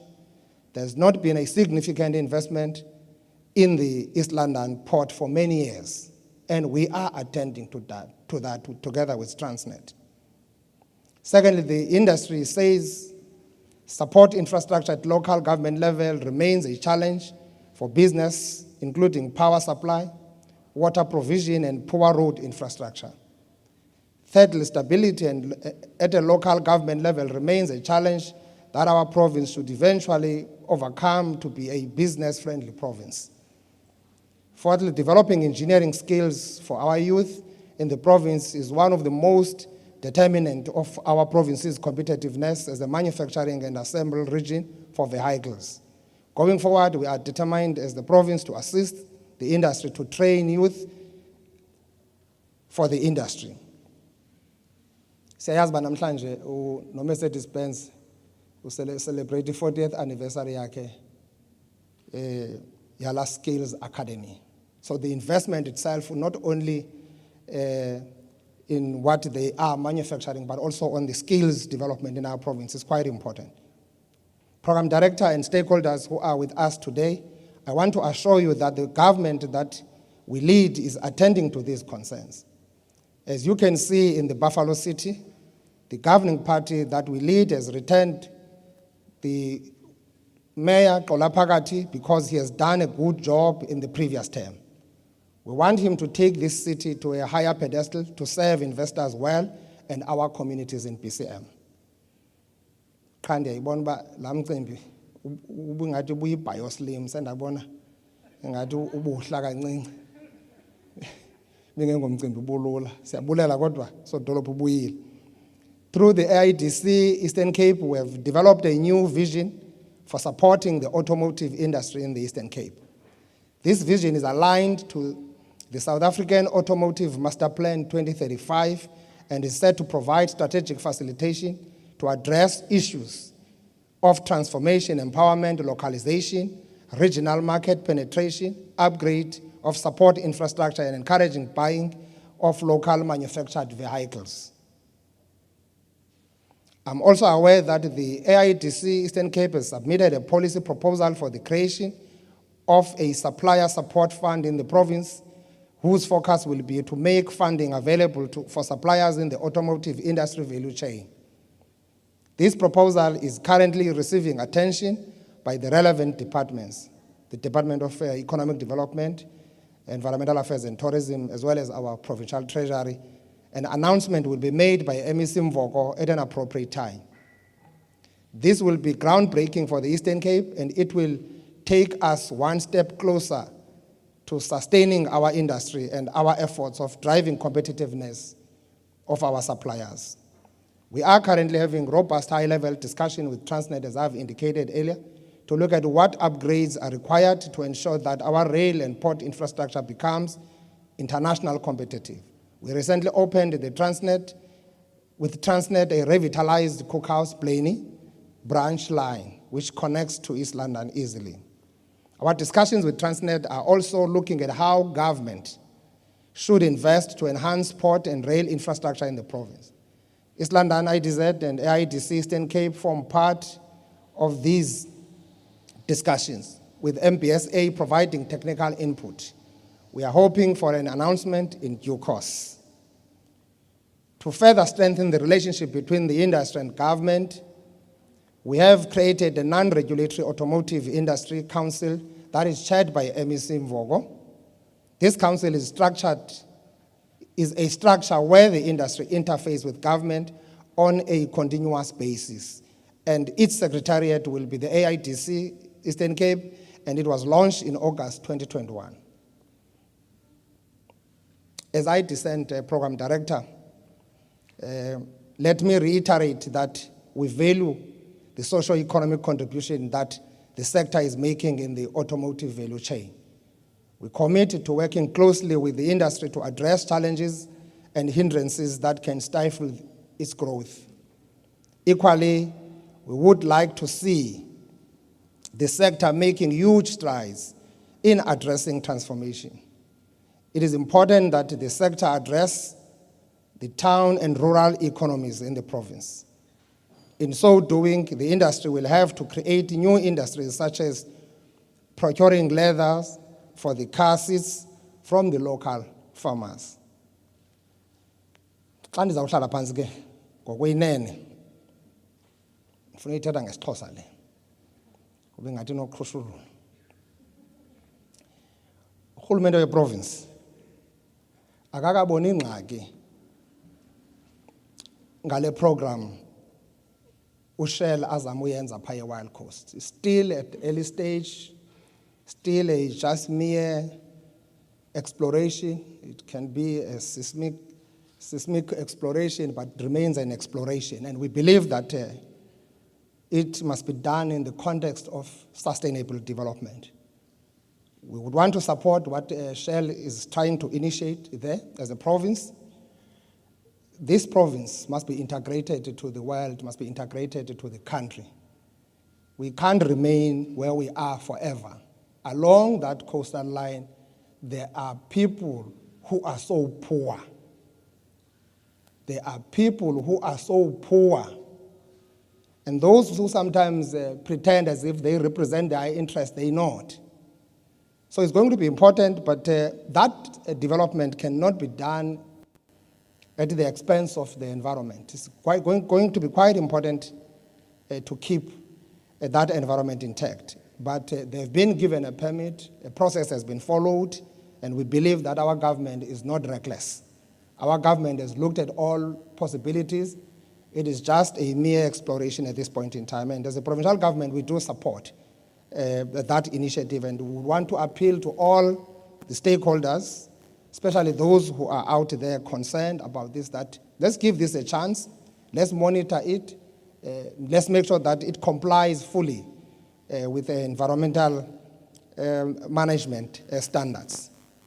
Today, indeed, is a day of our collective celebration and appreciation of the East London IDZ as it continues to ensure the local value chain of the auto sector are localized in the Eastern Cape. It is important that we focus on the localization. Deputy Minister, we're quite happy with the work that DIC is doing in our province, particularly in our SZ.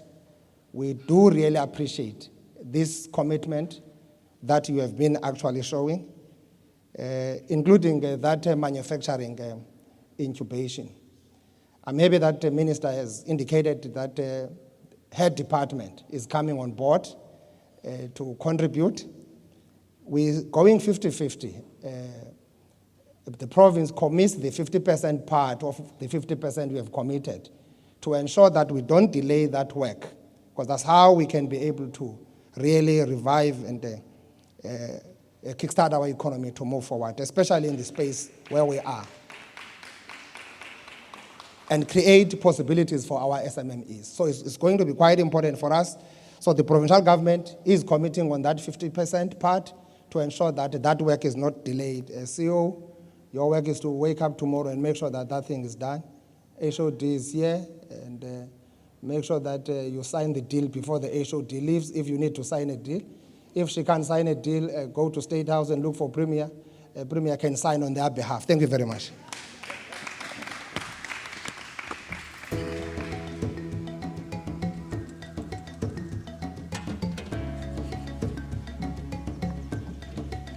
Thank you very much, Premier. We will definitely hold you to that commitment of additional funding for our local businesses. At least everyone is here, and we heard you on the record. Thank you very much to the Premier of the province, ladies and gentlemen, and I think I must thank you also for your commitment to ensuring that the challenges that are faced by businesses here, that those challenges are attended to, and that the Eastern Cape provincial government is committed to the infrastructure development in this province.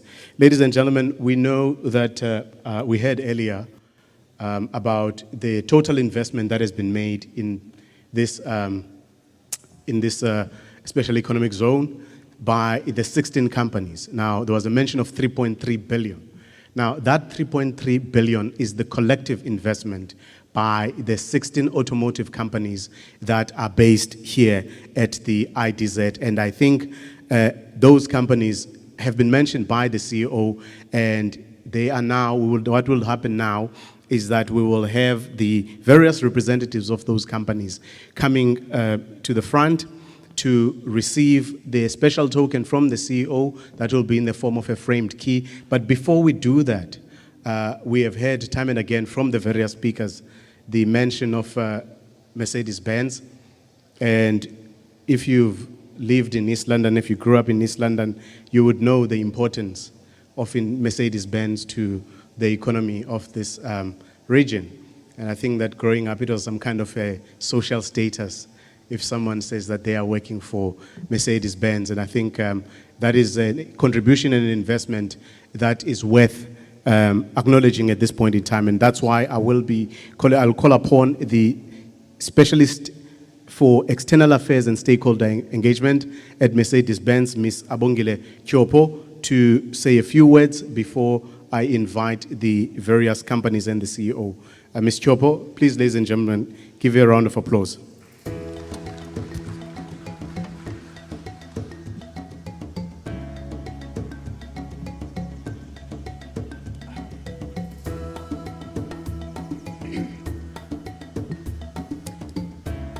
Greetings, everybody. Our political principals, the board of the East London IDZ, all the distinguished guests, our friends and colleagues present here. Good afternoon. I've been invited to share the MBSA perspective on partnership-centered approach and its importance to the growth of the automotive industry. And before I start, I just wish to extend our well wishes to the East London IDZ for this achievement. So in June this year, Mercedes-Benz South Africa we hosted a successful launch of the C-Class, which was a result of the 13 billion rands investment injection into the East London plant. That investment was plowed into the refurbishment of existing buildings and the construction of multiple buildings, including the East London IDZ Hang-On Parts body shop that you will see later today. It was also plowed into the critical tooling and machinery for the new C-Class project. And it has paved a way for increase in the local content, as well as the increase in direct and indirect employment for the province. As mentioned also here today, in July this year, our flagship training institution, the Mercedes-Benz Learning Academy, celebrated its 40th anniversary. We were supposed to have a launch today, but due to factors beyond our control, we had to postpone the event. The Learning Academy was founded in 1981 and was relaunched in 2016 following a 130 million investment joint venture between MBSA and the National Treasury Jobs Fund. The center has since transformed into a sought-after training center, and through partnerships with stakeholders such as the Eastern Cape Automotive Industry Forum, the graduates of the MBLA are placed in various automotive companies as well as companies in other industries. So the ones that I've just mentioned today are just two of the highlights that we've celebrated this year as a company. But I want to make a specific mention that all these incredible milestones that we have achieved would not have been possible without the collaboration of all of the stakeholders. And just like a vehicle needs all the components for it to function, the OEM, like MBSA, needs all the various stakeholders to function.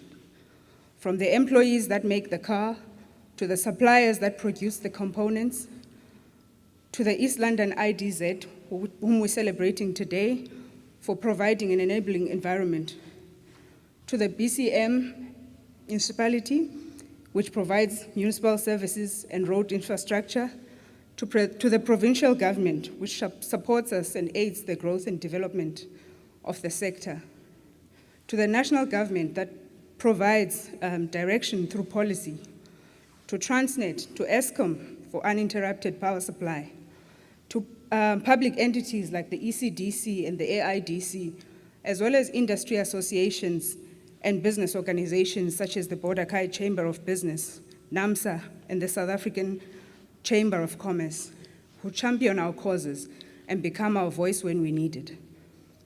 And at the end of this chain, there's a customer who's waiting for a vehicle to be delivered.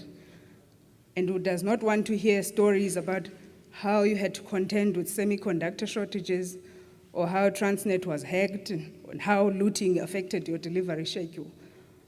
So in all of these collaborative efforts, all the stakeholders that I've mentioned here, they all make MBSA work. When one of the stakeholders fall, MBSA falls. And in the same vein, without a tinge of arrogance, when MBSA falls, they also fall. And allow me to be cheesy and cliche and say we work better when we work together. And we also overcome challenges better when we work together. This has become evident, this working together through tough times. During when COVID-19 sucker punched all of us in 2020, we had to contend with strict lockdowns that led to extended periods of non-production. We had to deal with port restrictions that affected the delivery of materials. And we had to also deal with international travel restrictions that threatened the entire automotive sector. But with all these stakeholders who are here in this room and those that I've mentioned here, we worked around the clock to ensure that the restrictions were relaxed and to allow the industry to go back to normal. And now, as we are trying to contend with new challenges, such as the global shortage of semiconductors, as well as the other automotive challenges, which are the ripple effects of the COVID-19, we need the same unity. And we all need this unity again to collaborate to make a success of 2022. And we all needed to put our thinking caps together as we try to tackle electromobility going forward. So at MBSA, as I close, we have an internal slogan, which is Yeye Tu. The slogan is used to instill a sense of pride with employees to take ownership of the C-class.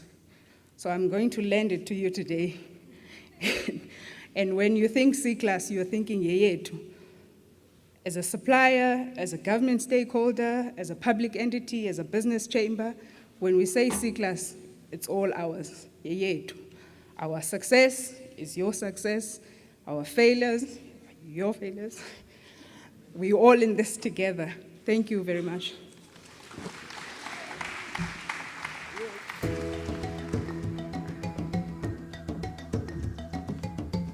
Thank you very much, Ms. Kyopo. Yeye Tu. Ladies and gentlemen, andinivanga nesichu. Yes, it's ours. Trust me, Ms. Kyopo, none of us want to see Mercedes-Benz fall. And I think as I underlined earlier, the importance of this company to the growth and development of our region. And ladies and gentlemen, I did mention earlier that we've got 16 of those companies that are investors in this automotive park. And what I will do now, there will be a small ceremony of a handover of the special token, which is in the form of a framed key, to officially welcome them to their home, the IDZ. And what I will do, I'll call the CEO, the chair of the board, the premier, and the deputy minister, and also the MEC for economic development for the first round to come up to the stage.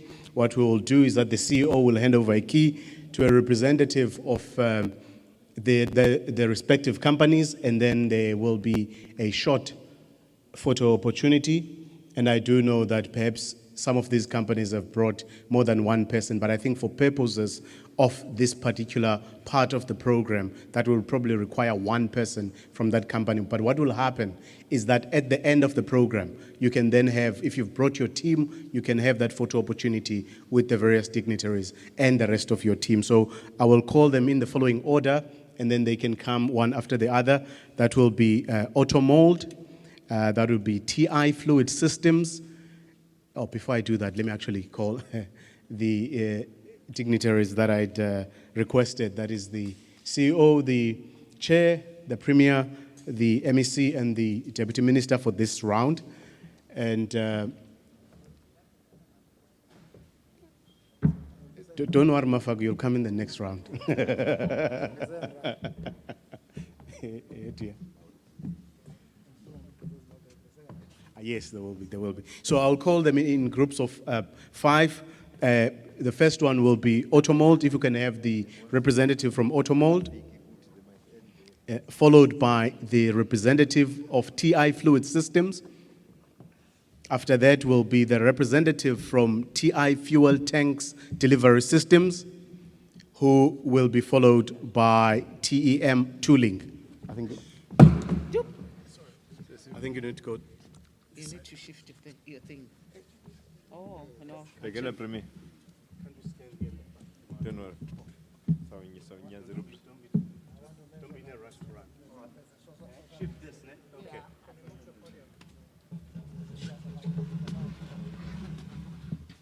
Okay, I think it should be fine.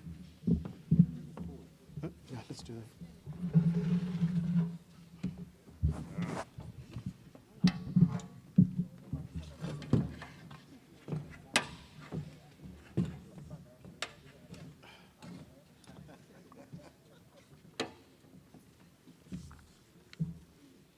Thank you.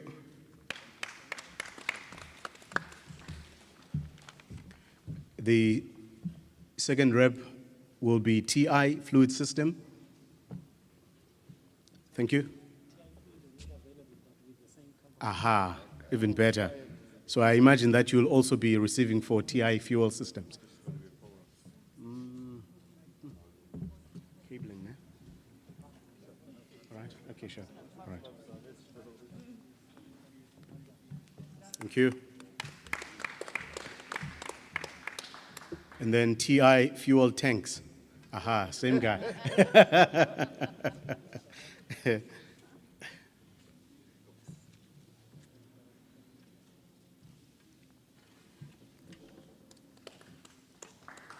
Thank you, and we will now have TEM Tooling.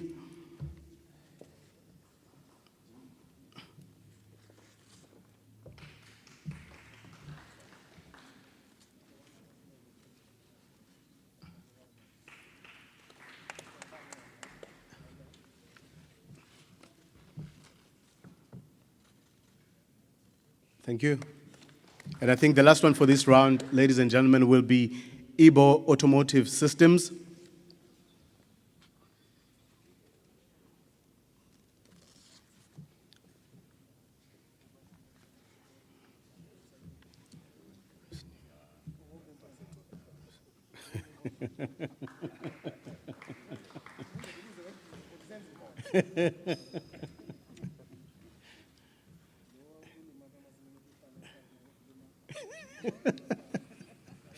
Thank you very much.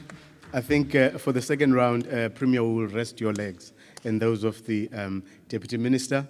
And then let me call the Mayor and the Mayor. I think, yes, for this round, Premier. Thank you, and thank you, Deputy Minister. And thank you, MEC, as well. Yes, there will be another round. There's still more to come. And then I'd like to call upon the Mayor of the City of Buffalo City and the Minister of Small Business and Development, Honorable Stella Ndabeni, and also the HOD for the Department of Economic Development, Ms. Mickey Mama, to come to the stage.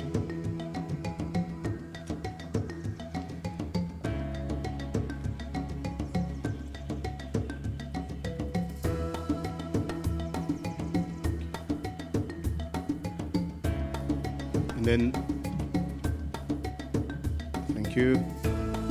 And then can I have the representatives of the following companies? That would be Wheel Assemblers.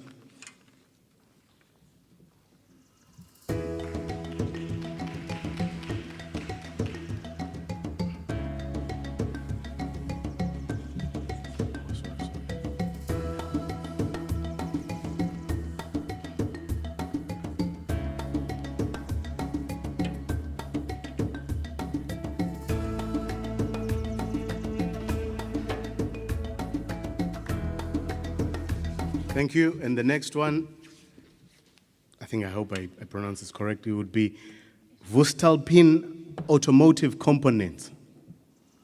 You see, we're international here. I hope the rep is here, so that I don't have to say it again. Doesn't look like it. And then the next one would be ZF Lemfurder. I hope I said that correctly.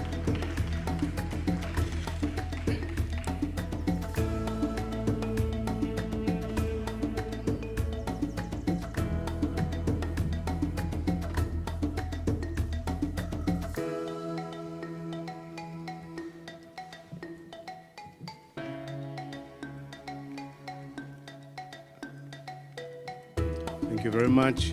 And the next company to receive that token will be IAC South Africa.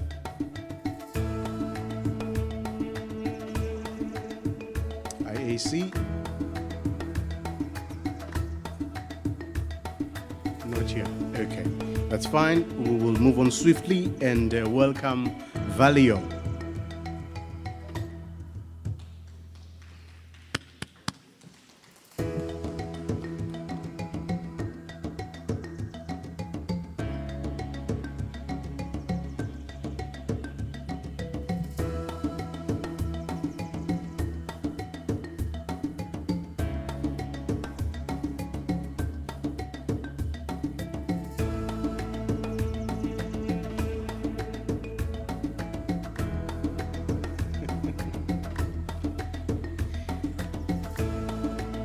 Thank you very much. And the last company for this round will be Polytech.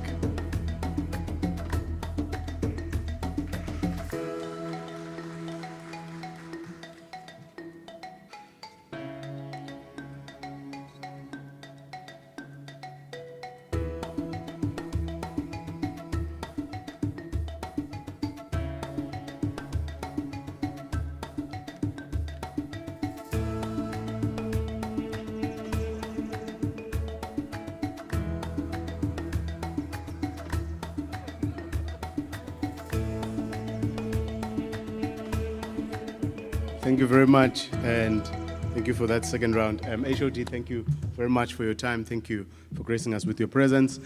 Not yet, Mayor.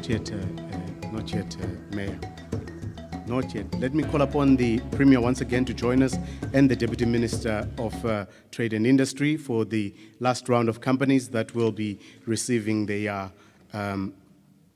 tokens from the CEO.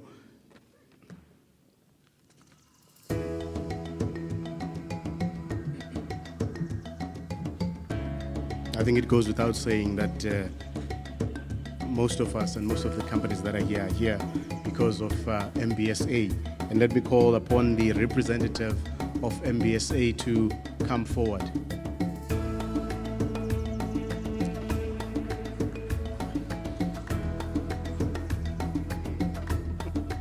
And the CEO is pointing out that MBSA also has a facility here at the East London IDZ. Ms. Chopo.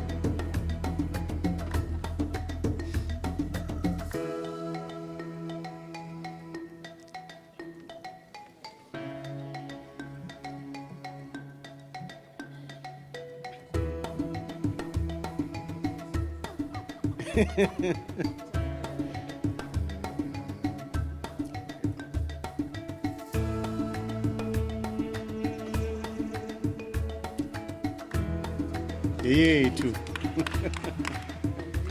Yes.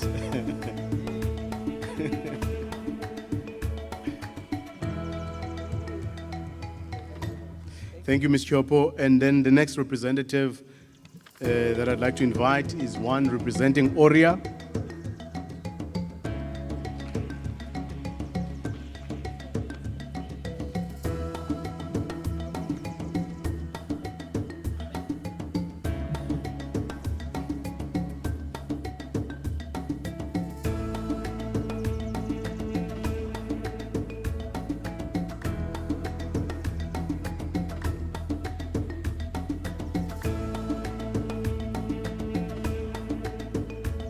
Thank you. Can I now have the representative from WWS Pemalocks?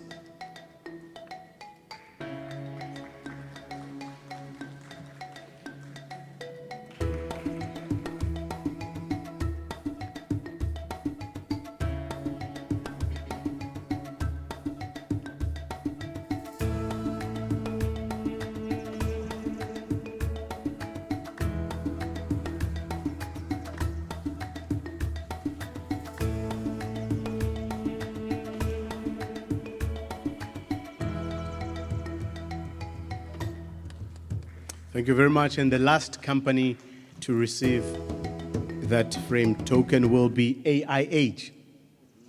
I understand that representative is here. Thank you.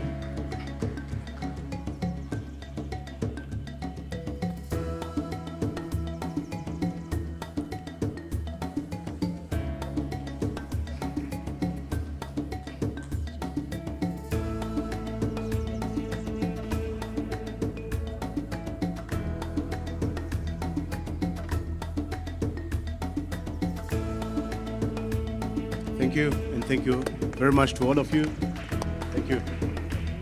Again.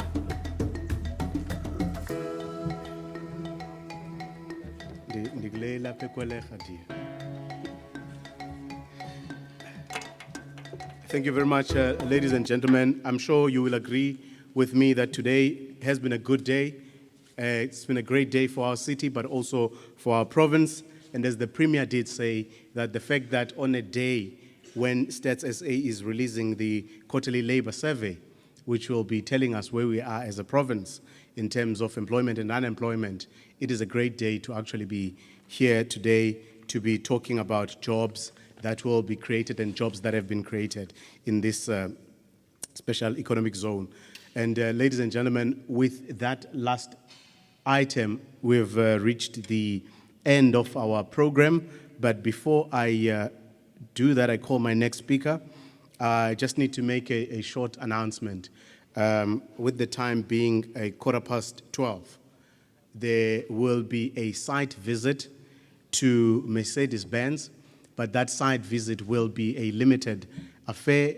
I think it will just have the dignitaries that have been invited here, and the team from the IDZ will be able to lead the dignitaries to that site visit. And the reason for that is obviously we are living in times of COVID-19, and we need to make sure that the necessary protocols are adhered to. So, ladies and gentlemen, but what will happen is that after the next speaker, who will deliver the vote of thanks, all of us who will remain here will be able to enjoy a scrumptious lunch. I look behind me, I see a fountain.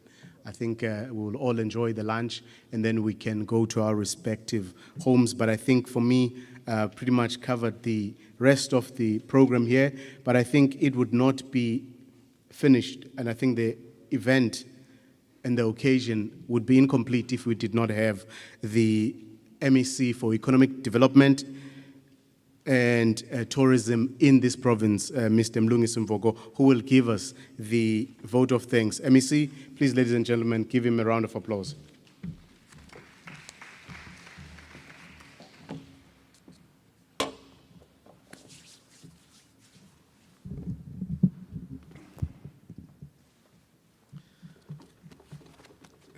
Thank you very much, Program Director,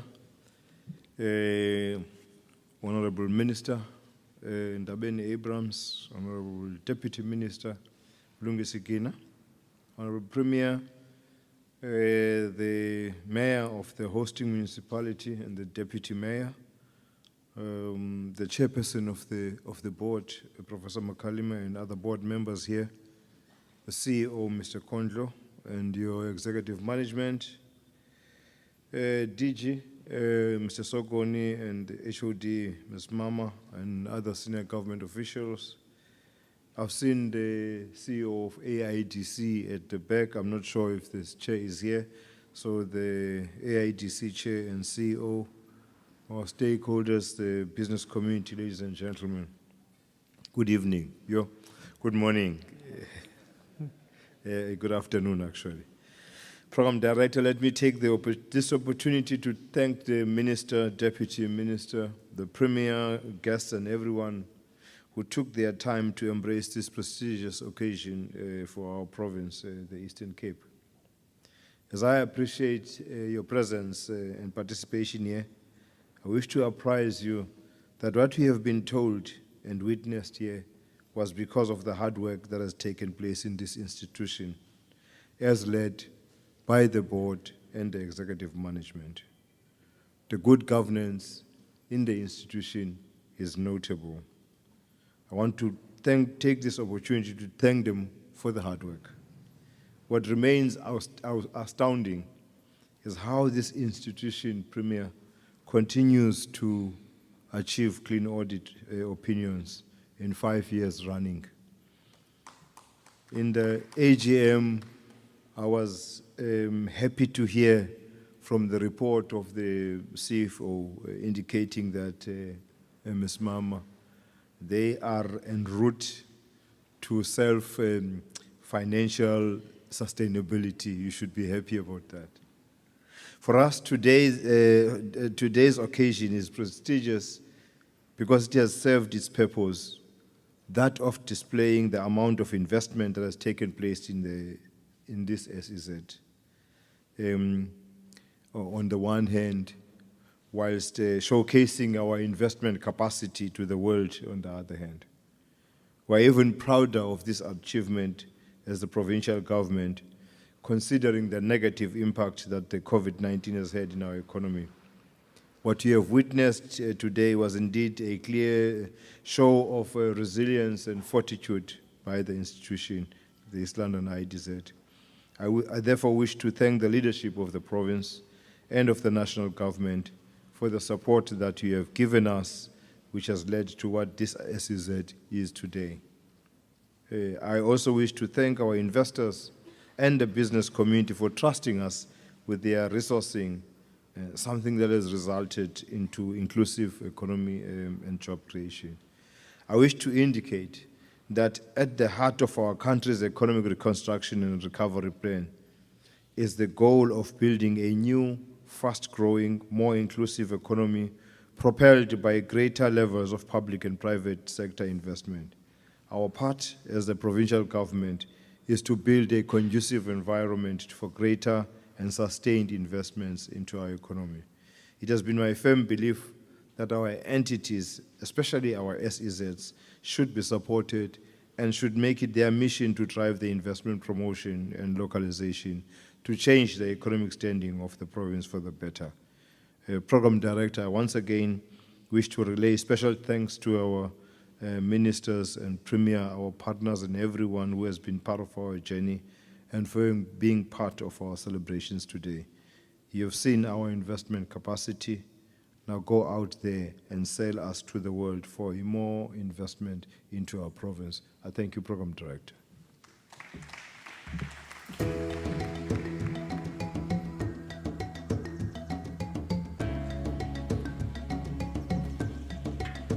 Thank you very much, MEC Mvoko. Ladies and gentlemen, in fact, MEC, I was told to remind you that it's actually not 5 clean audits, but 6 by the East London IDZ that it has obtained in the past few years. And I think that's also something worth celebrating, ladies and gentlemen.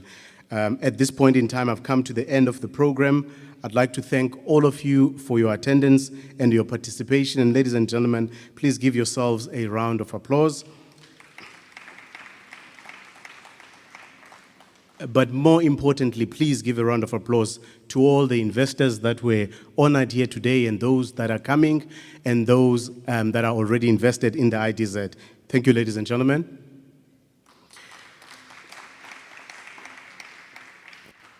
Once again, as I said, we've reached the end of the program. I just need to make a few more announcements.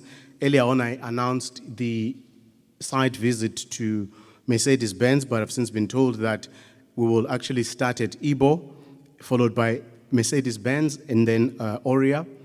What I also forgot to add is my esteemed colleagues, members of the media. You are invited to those site tours because you have to share this story of the East London IDZ with the country at large. Ladies and gentlemen, my job here is done. Thank you very much for your support. As the MEC said, go out there and sell us to the world. Thank you very much.